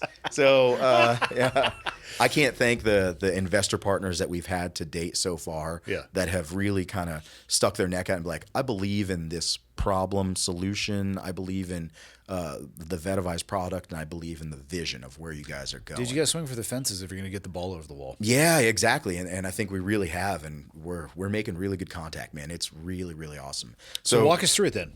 Yeah, Dive in. Really briefly, just understanding what we are and what we're not. We are not a medical, we don't provide medical advice. We don't guarantee outcomes, and we don't directly file VA disability claims for veterans. It's not difficult. You can do it yourself. I am not a very smart person, and I did it, and I've helped multiple people do that. It's not hard. So it's really just understanding how do you put a package together that you can easily just submit. Yeah. That submission portion is like 5 minutes of the fight, right? Well, and especially if you know how, if you know how you want it formatted and templated, anything can seem insurmountable if you don't know where to start. Right. Yep. So exactly. So what we've created is this system that helps every veteran understand step by step how to really put a clean package together so that way the VA can really just decide quickly on that claim. Cool. What we are expert guidance. We provide expert guidance through our AI-powered tool, and we have free access to veterans. How does the AI assist you guys? Like, what are you guys asking it to do? So we actually created our own model, and what it does, I'm going to speak as generally as I can to it. It measures you in your individual circumstances against a standard, and that's the same standard that the VA uses. Oh, interesting. So we just this is never going to move. You're that movable object. We're going to see how you fit within this puzzle piece, right? In every single condition. So it's pretty tits, man. It's awesome. I use AI to create images of like miniature dachshunds with rockets on the side. That's you and I are not using AI the same way. Let me Incorrect. just say. A couple of weeks ago, I saw that they make ChatGPT now can make images. Yes, that's the tool that I use for said miniature dachshunds. Yeah, dude. I typed in make me a dog that's dressed as a knight riding a dragon. And I want the artwork to be like kind of ancient. And it did it, right? It did it. And it refined it. I was like, damn, this is cool. So incorrect. We were both equally dumb. Well, you're taking it into a business sense after that. I'm stuck at the dachshunds. So. All right, go ahead. Let's go. Do you want to go into the next? All right. So our platform is intelligent, automated, and it's self-paced. That image right there, it's one of 6 AI agents that you can use that talks to you through the process. We designed it to talk to us because there's a pretty interesting research out there that shows that a lot of us are dealing with traumatic brain injury. So if you read something for the first time, Retention might you're be going an to have issue. to read it multiple times over, and then you're going to retain a little bit. If you follow along what's being read to you, retention goes up dramatically. Interesting. So that's why we designed it Okay. that way. You can go to the next if you don't mind. Yep. So from left to right, this is our current product offering.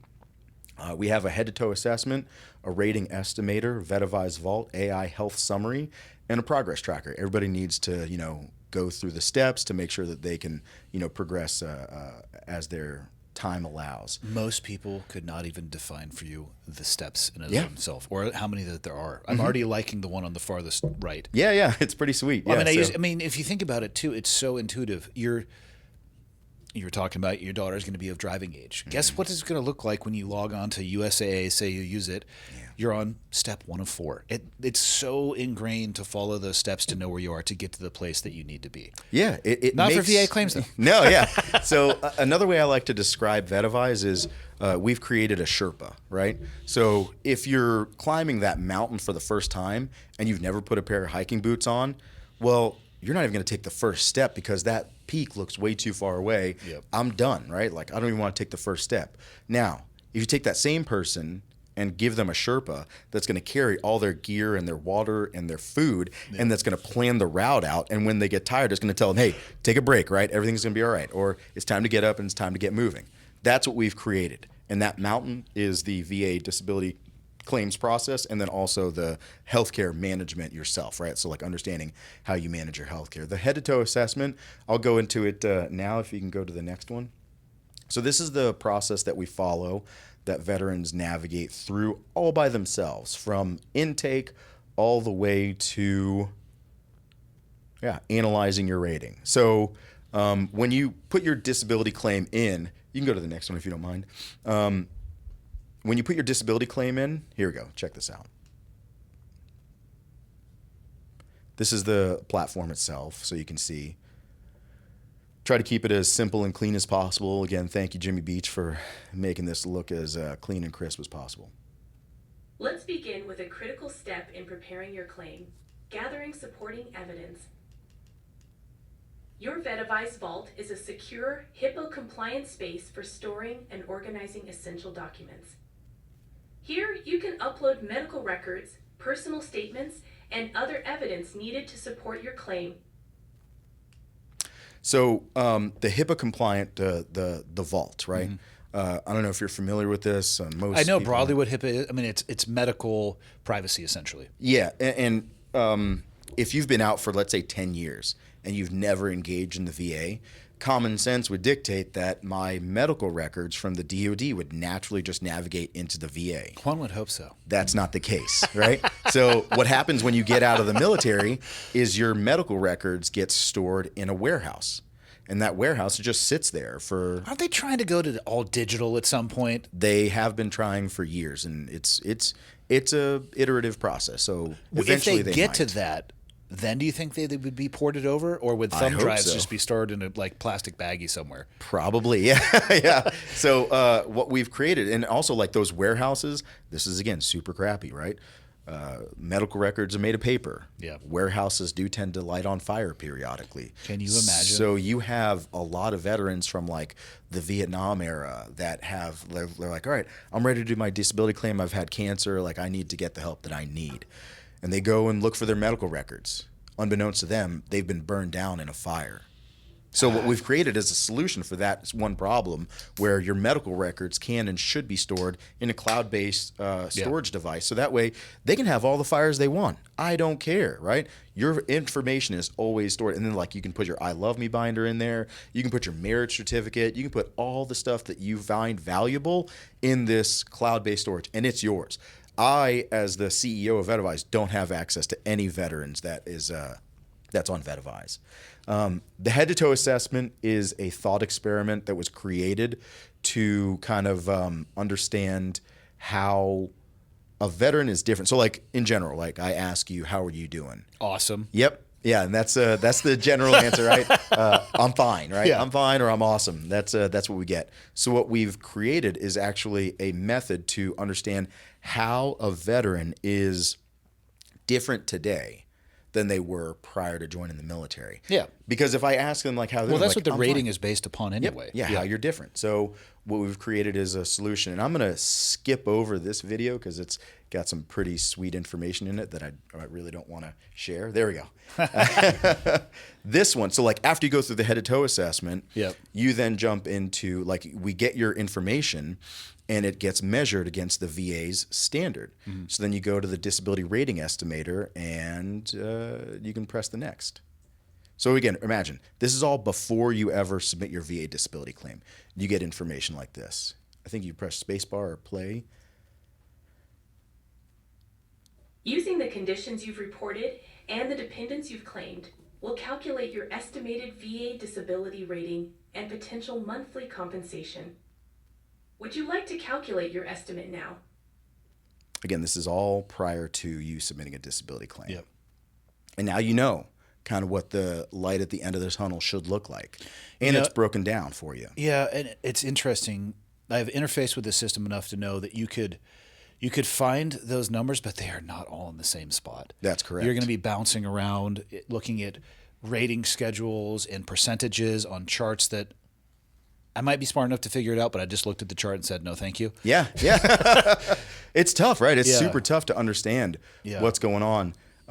So that's kind of it for now. We have much more Yeah. to the platform, but I really don't want to kind of give away too much special sauce. When are you guys launching this thing's full scale, ready to rock? We launched in January. So we All right. partnered with a couple of nonprofits and they sponsor the licenses for their veteran ecosystem. We also partnered with cities that are paying for Vetivise for their veteran employees. We've partnered with a lot of different organizations that are paying for Vetivise access to the veterans. So again, we're really stuck on like we don't want to charge the veterans anything. We're trying to go through hell and high water to make sure that no veteran pays $1 for this.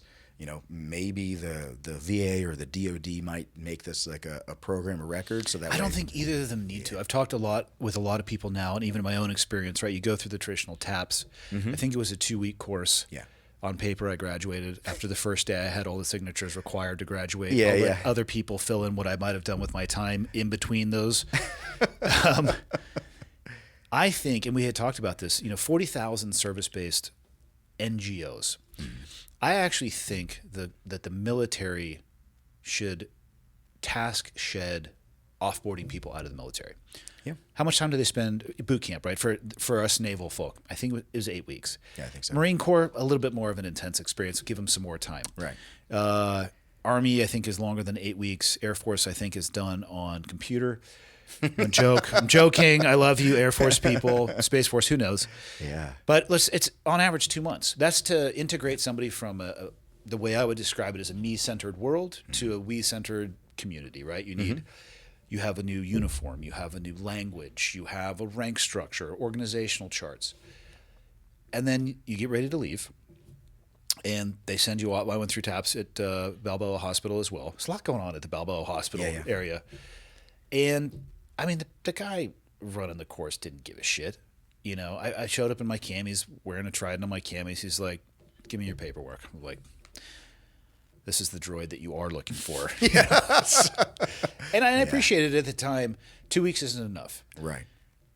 Let him go and work with an NGO for exactly the same amount of time as it took him to get him into the military to get out. And you can dive into this. And NGOs, if there's 40,000 service-based organizations, I bet you they're all amazing. But if you could reduce that, you would have a better ability to apply that capital, because it would just be more, it would be more co-located in one instead of disparate out everywhere else. Yeah. Not that I want any service-based organization to not exist, but for maximal impact, you're probably going to need maximal dollars. The dollars are out there and exist. Like I think you said $5 billion a year. $5 billion a the year. The money is out there already. I think it's a better role for the NGO than it is both the VA and the government. Yeah, I think so too. So the nonprofits are doing their best to, but unfortunately, like they serve two masters, right? The first master they serve is the more important one, and that's the donors. So the people that give them money are the ones that they have to constantly keep in mind. Then what they do with that money is they service the veteran community. I think servicing them really well, though, and being able to point at what you're doing actually answers the questions to the first one. One serves the other, because I mean, I've done some fundraising stuff. I mean, if you think you've done fundraising, I did it for charity fundraising where people are literally just trying to get somebody to open their wallet and donate to something that they probably will never see the impact from. You think being a SEAL is hard? Go try to do that. Yeah. In a world where there is complete donor fatigue, there's a GoFundMe for somebody starting a GoFundMe. Yeah. And it's if you're in social media, it's like boom, you have instance to gather people's attention. It is exhausting how hard that actually is. I think one can serve the other one really well. If you can show people what you're doing with the money, I think it makes it a lot easier. It makes it a whole lot easier. And I'm excited for what Vetivise has in the future. Please, anybody who's watching this that's interested in keeping up with Vetivise, look at LinkedIn. I think we have an Instagram account, I believe. You better, because LinkedIn is dying. Yeah, I have no data to support that. I'm just saying. Yeah. And then you can go on our website and look at vetivise.com. But you'll see that what we have right now is just the absolute, like we were talking about before. This is the Mark I motto. It's only going to continue to improve to solve as many real problems for our community as possible, right? And not just from the veterans' perspective, but also from the nonprofits' perspective, and then also from the spouses of the veterans' perspective. And how would it work for the spouse? Do they get their own portal as well? Yeah, so they'll get their own portal and they'll have access to it. So what we have right now is one license, and it's really for the veteran. But in most cases, the spouse is the one that does the veteran disability claim for the veteran. Because they're like, well, I'm taking care of everything else. You're just going to mess this up, so let me just take care of this admin stuff, that right? deeply checks out. Yeah. So, and unfortunately, like it leads into very difficult conversations between the spouse and the service member that they have really been avoiding for, in some cases, decades, right? Most of us were, dumb enough to think that we needed to protect ourselves, protect our spouse from ourselves, because we didn't think that they were strong enough to, really understand the crazy that's going on in our heads. They're fully capable. Like they were single momming it up for over a decade, right? So like they're strong enough. We just need to open that door so that way they can understand how they can best support us. But yeah, so like the veteran spouse current product is not launched yet, but it's a license. So that license can be accessed generally by the veteran or their spouse. So that way the spouse can be like, oh, let me help you out. Like, yeah, for sure. I know that admin stuff is maybe not your strong suit. It's my strong suit, so I'll take care of some of this stuff. And especially if that veteran has driven forward and has another job and they're trying to integrate and do those things, it's nice that they can work on that together. Yeah, and we give them a year, right? So you have a year to go through this process. And also, it really does help them to go year after year after year. Not do a disability claim every year, but really like after you go and integrate into Vetavize and then you integrate into the VA, now it's like, well, cool. I've got maybe 5 service-connected conditions. What do I do now, right? Well, you should go on to Vetavize, do your head-to-toe assessment at least quarterly, because now you're going to see either progression or regression or maintenance of these conditions. And you're going to be providing that input quarterly, so that way at the end of the year, you can go to your doctor and say like, hey, I'm not going to tell you how I'm doing today. I'm going to give you this report that shows you what I've been reporting to for the last 12 months. So you can see the last three of the last 4 quarters, my left shoulder has really been flaring up and it's been keeping me awake at night, right? Now the doctor can be put in more of the driver's seat, be like, oh, now I have more data to provide more nuanced treatment solutions where it's like, oh, I'm going to try this out or I'm going to try that out. But the head-to-toe assessment is really intended to go over at least 4 times a year, and it'll just keep providing more and more resources for you. So it's not just a one and done. This is really like a lifestyle, lifetime app, so that way you can really just have a safe environment to share where you're at in your own healthcare. So that way, like I said, you can really master your experience even if you're not using the VA, right? If you're not using the VA, this will at least help you understand how you are different than you were prior to service. And also, like, is there anything that I should be concerned with, right? So maybe there's like some cancer or something like that. I was going to say, cancer screenings are one of the more common issues you hear currently. Yeah. You could actually probably bake into your software, depending on if it takes a look at any correlation to their service record or deployment or locations, you could probably flag for them things that they need to take a look at. That would be nice. Yeah. Yeah. Like I said, we have a lot of stuff planned to launch throughout the rest of the year. How quickly do you guys iterate? I mean, so V1 is already out and every live. week. Yeah. No, so is it essentially like, you get on your phone and you never pay attention, and you go to the App Store and it says 178 updates are due, and you're like, oh shit, and you update it? Yeah, so we're not on the App Store because there's no transactions in our product. It's not likely that we're going to get approved by the App Store or Google Play, because the way that they approve things is how do they make money. Yeah, and I would recommend probably doing this on a desktop or laptop-based software anyway. Yeah, so because it works great through your phone, but like you said, it works a little better like for you to kind of absorb the information on a desktop or a laptop.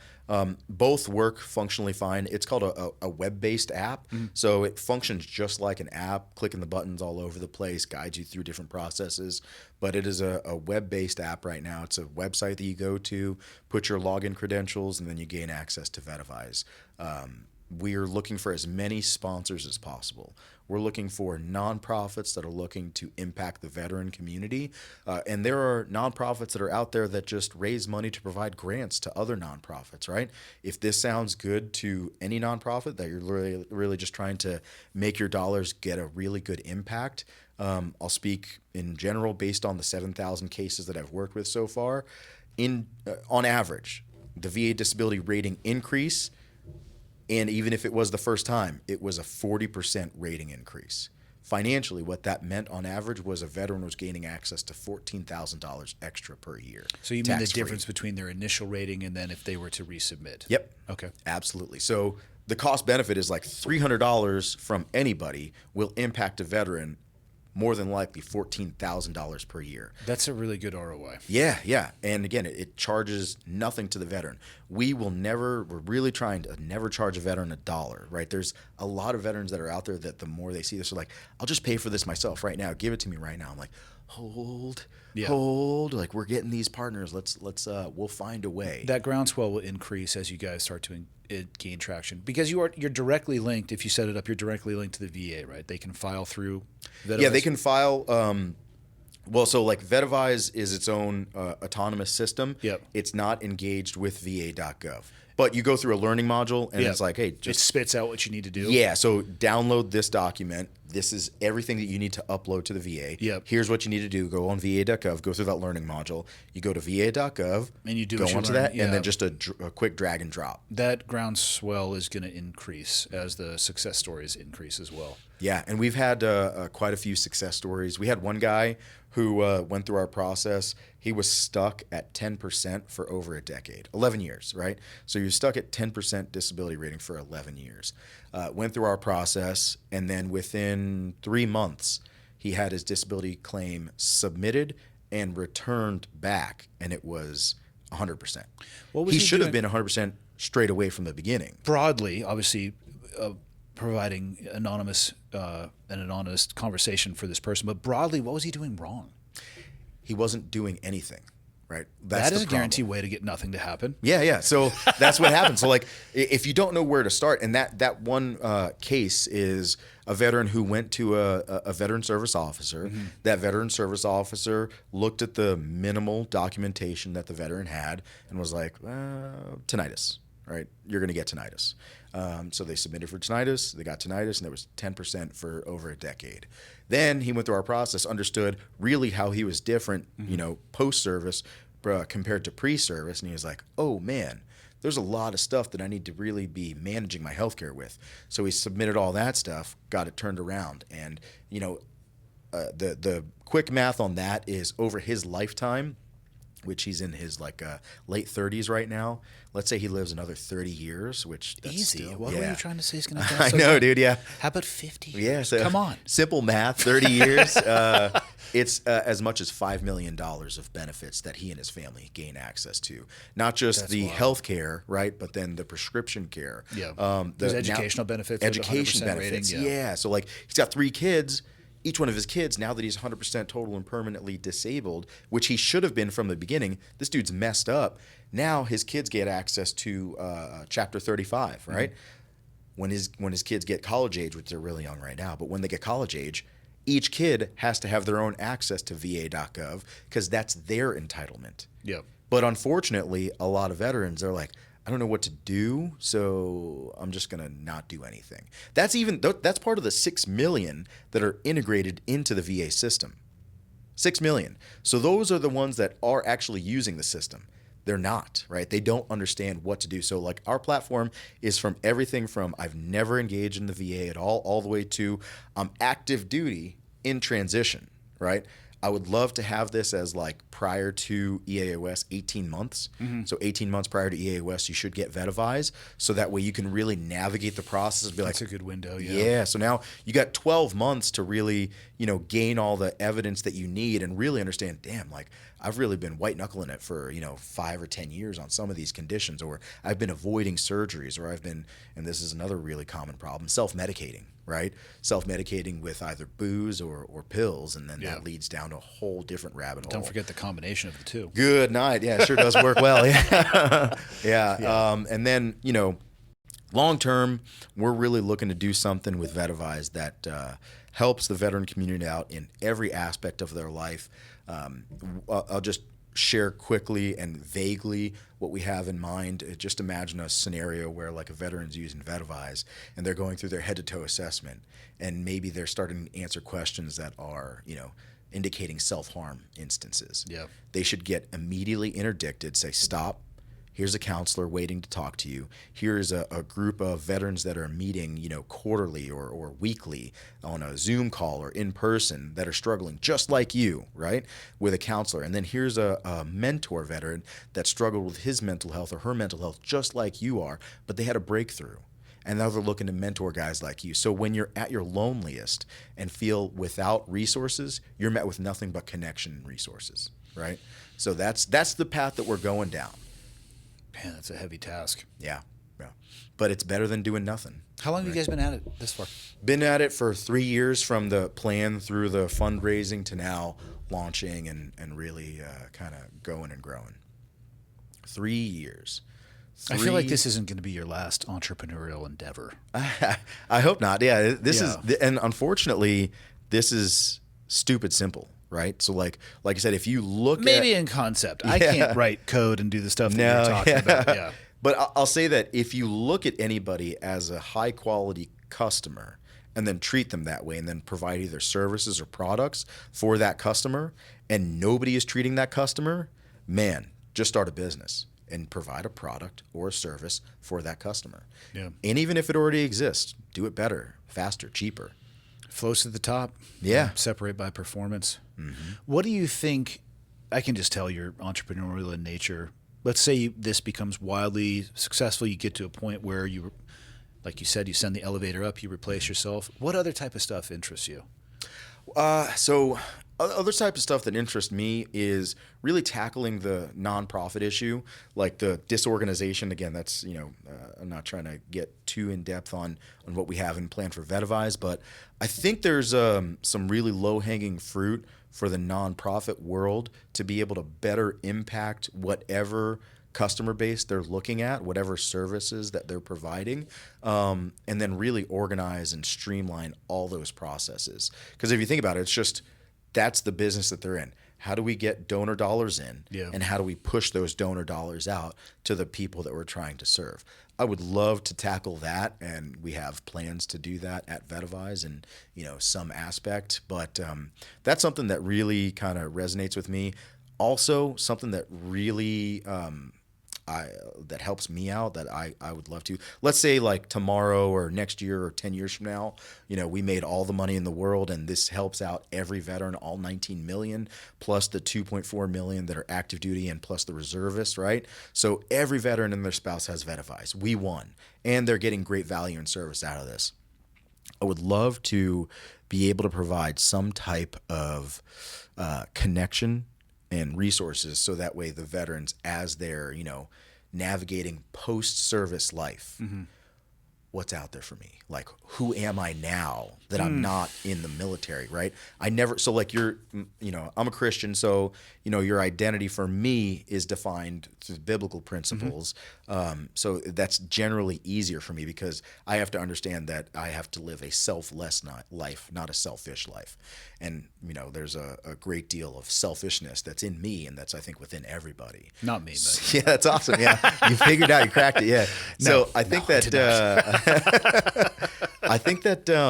if I could really provide some type of solution, so that way nobody has to deal with that sense of like loneliness. Because listen, dude, we're all just connected monkeys here, trying to figure out day to day. it's real though. When you tell you what, man, that I was looking online once. I think you can buy a Trident for like $14. Sweet. And I tell people to, I'm like, yeah, buy 6. Go to Shit, town. why did I go through that? I know, seriously, why did we do that shit?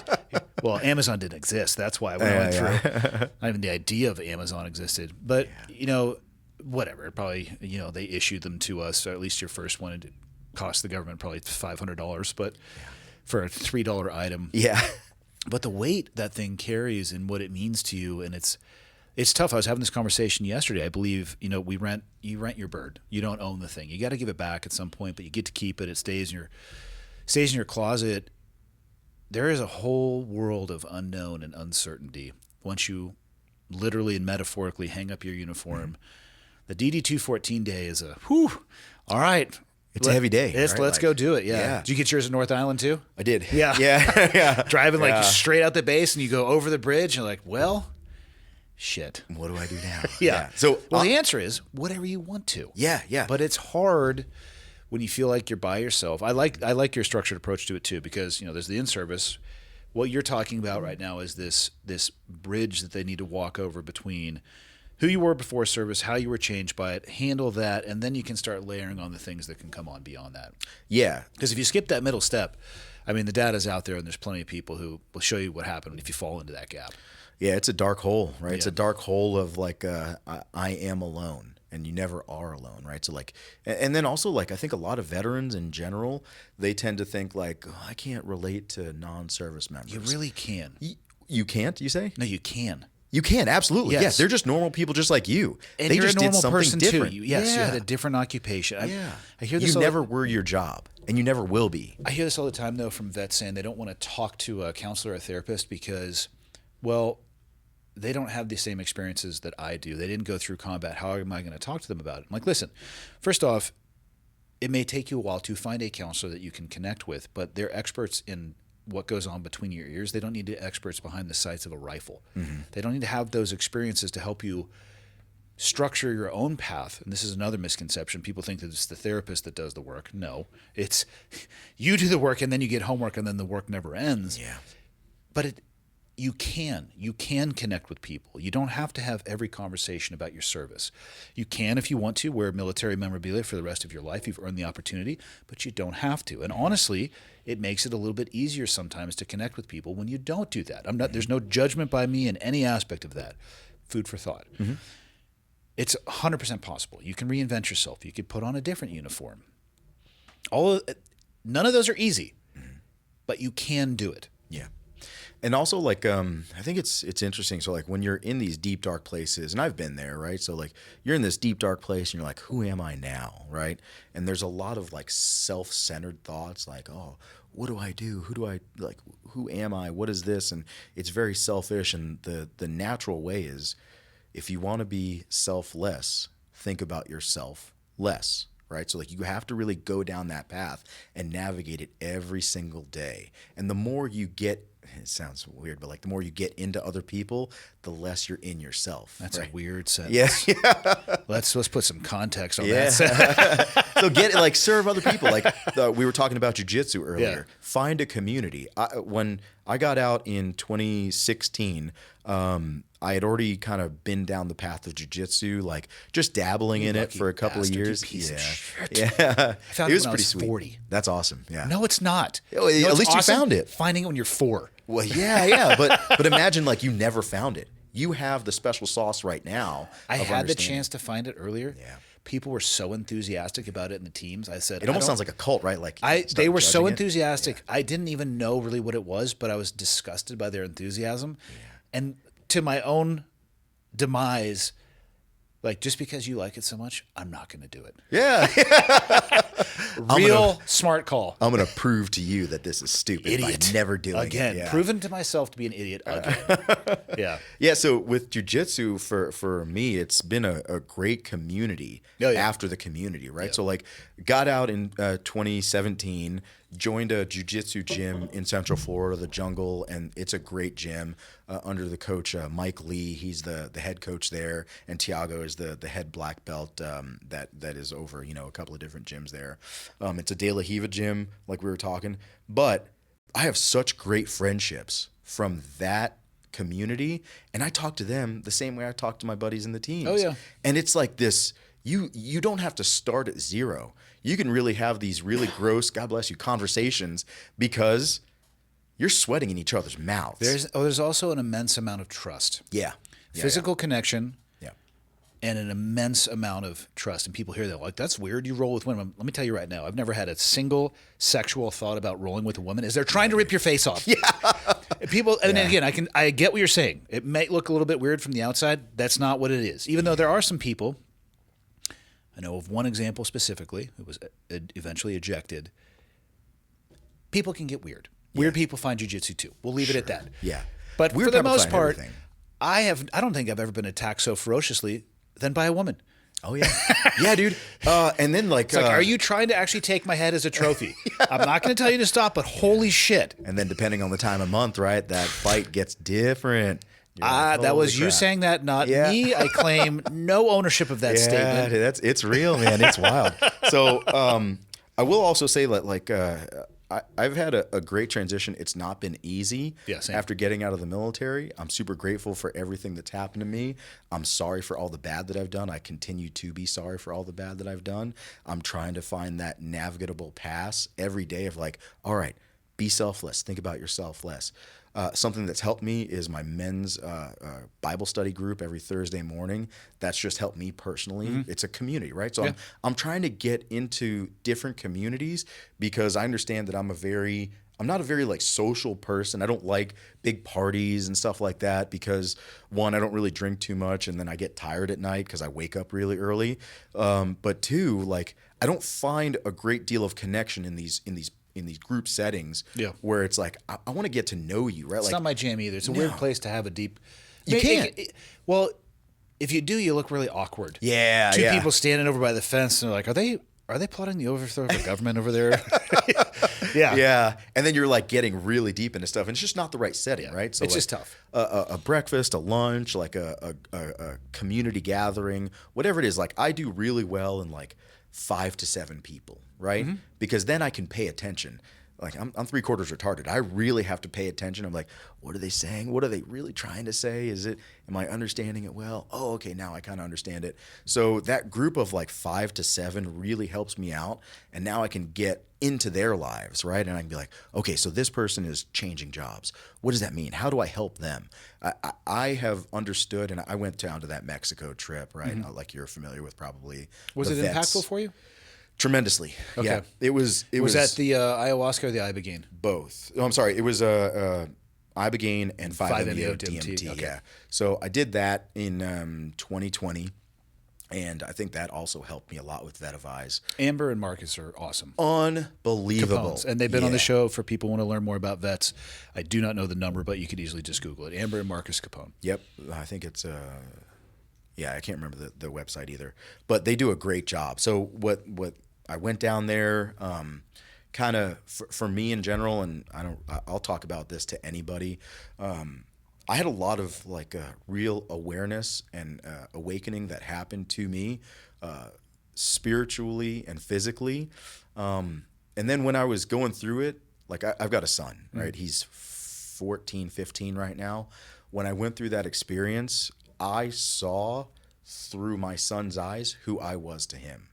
And that wasn't a positive experience, right? So like to him, I was this big scary demon. Whether that was true or not, that's just kind of how I was perceiving it in that instance. And then just as I finished that absolutely terrifying experience, I got to redo it again. And this time I wasn't the scary monster.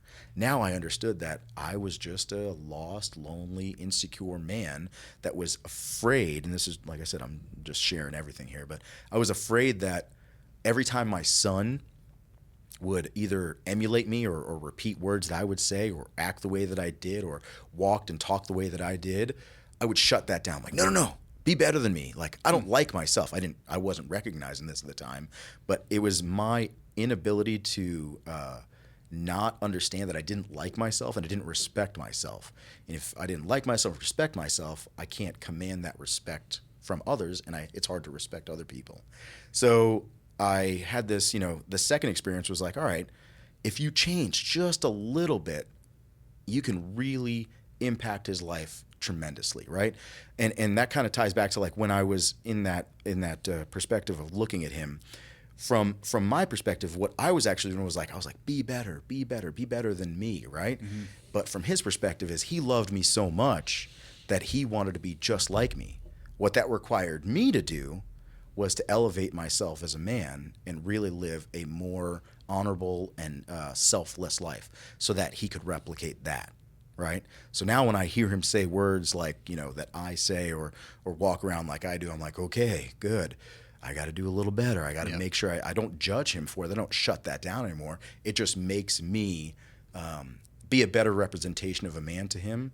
And then obviously, like for my wife, I try as best I can to be as selfless as possible. I fail every single day. I ask for forgiveness every single day. I thank her every single day for giving me that day, because it's not a guaranteed thing, right? Yeah. Like marriages come and go, unfortunately, and I'm trying to hold on as hard as I can to mine. It's easy and it's hard, and it's easy and it's hard, and I'm the one who makes it easy and hard, right? So if I just keep doing what I need to do, which is be selfless, don't think selfishly, the easy road continues to navigate itself. And then I can be a good dad.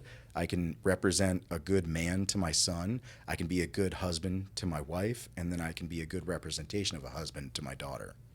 Yeah, life is hard enough as it is. Yeah. You don't, let alone relationships. You don't need to make it any harder. Yeah. Yeah, but we are really good at making it much harder. Of course we are. Yeah. Yeah. Why do you think that is? Is it like that selfish nature that comes We're about? just idiots. Yeah. I mean, if you gave us both a Molotov cocktail, we're going to light it and run around and almost burn ourselves to death. Oh, yeah. Women would sit there and go, that's not a good idea. And we would go, yeah, you're probably right. Where's the lighter? We're idiots. Yeah. Andy Seniceros, I remember watching him. Do you know him, Andy? Yeah. So we were on the island together, and we were making this big bonfire, and we were like, all right, man, let's have fun. He took a gas can. Oh, God. Stuffed a rag into it, lit it on fire, and we were drinking, and he was having fun, and he was just waving around. I was like, throw it, dude, throw it. And he's like, throw what? And he got real close to the fire and just chucked it, and it really exploded and messed up. Lucky it didn't blow up in his hand. Yeah, the fumes also ignite everybody not familiar with gasoline. Yeah, man. That's a good dude right there. Yeah, we're lucky to be around. What do you want to leave people with? I want to get you back riding mountain bikes in Montana. Yeah, thank you. Yeah. So if you're interested in learning more about Vetavize, go to vetivize.com. If you're a veteran and you want to have a license sponsored for you, sign up for the wait list, or you can go to got6.org. Got Your Six is a nonprofit that is out there that helps veterans pay for the licenses for Vetavize. Got6.org, or like I said, vetivize.com. And the price is out there. I mean, you can donate. Please donate, so that way we can impact as many veterans' lives as possible. Again, vetivize.com and got6.org. Those are the two websites. I love it. Let's link back up in whenever you want to, but I'd love to talk about how it continues and you add and you layer the stuff on there. Yeah. I mean, I feel like, and I say this with no technical knowledge or ability to say this, I feel like the hardest part you've already accomplished. You've got it up and it's going, and at this point, not that I sculpt out of marble either, but I believe they chisel away at it and it creates something beautiful. Yeah. So now you got something up there and you can add, you can put some clay on there. I'm really mixing genres at this point, but it can be beautiful. Yeah. I think so too. Yeah. Yeah. The big lift is done. Yeah. And now it's just the muscle's there. Now we just got to keep it going, right? Keep getting it bigger and bigger as time I feel goes like by. most people fail even getting that big lift done. So you're leaps and bounds ahead, man. I appreciate it. Thank you so much Yeah, of course. for hosting me. Thank you for allowing me to have this opportunity to share with your community what Vetavize is and the impact that it is intending to have. And I can't thank you enough, man. Oh, it's awesome, man. My pleasure. Cool. Let's get you back in Montana. Thank you. Yeah, man.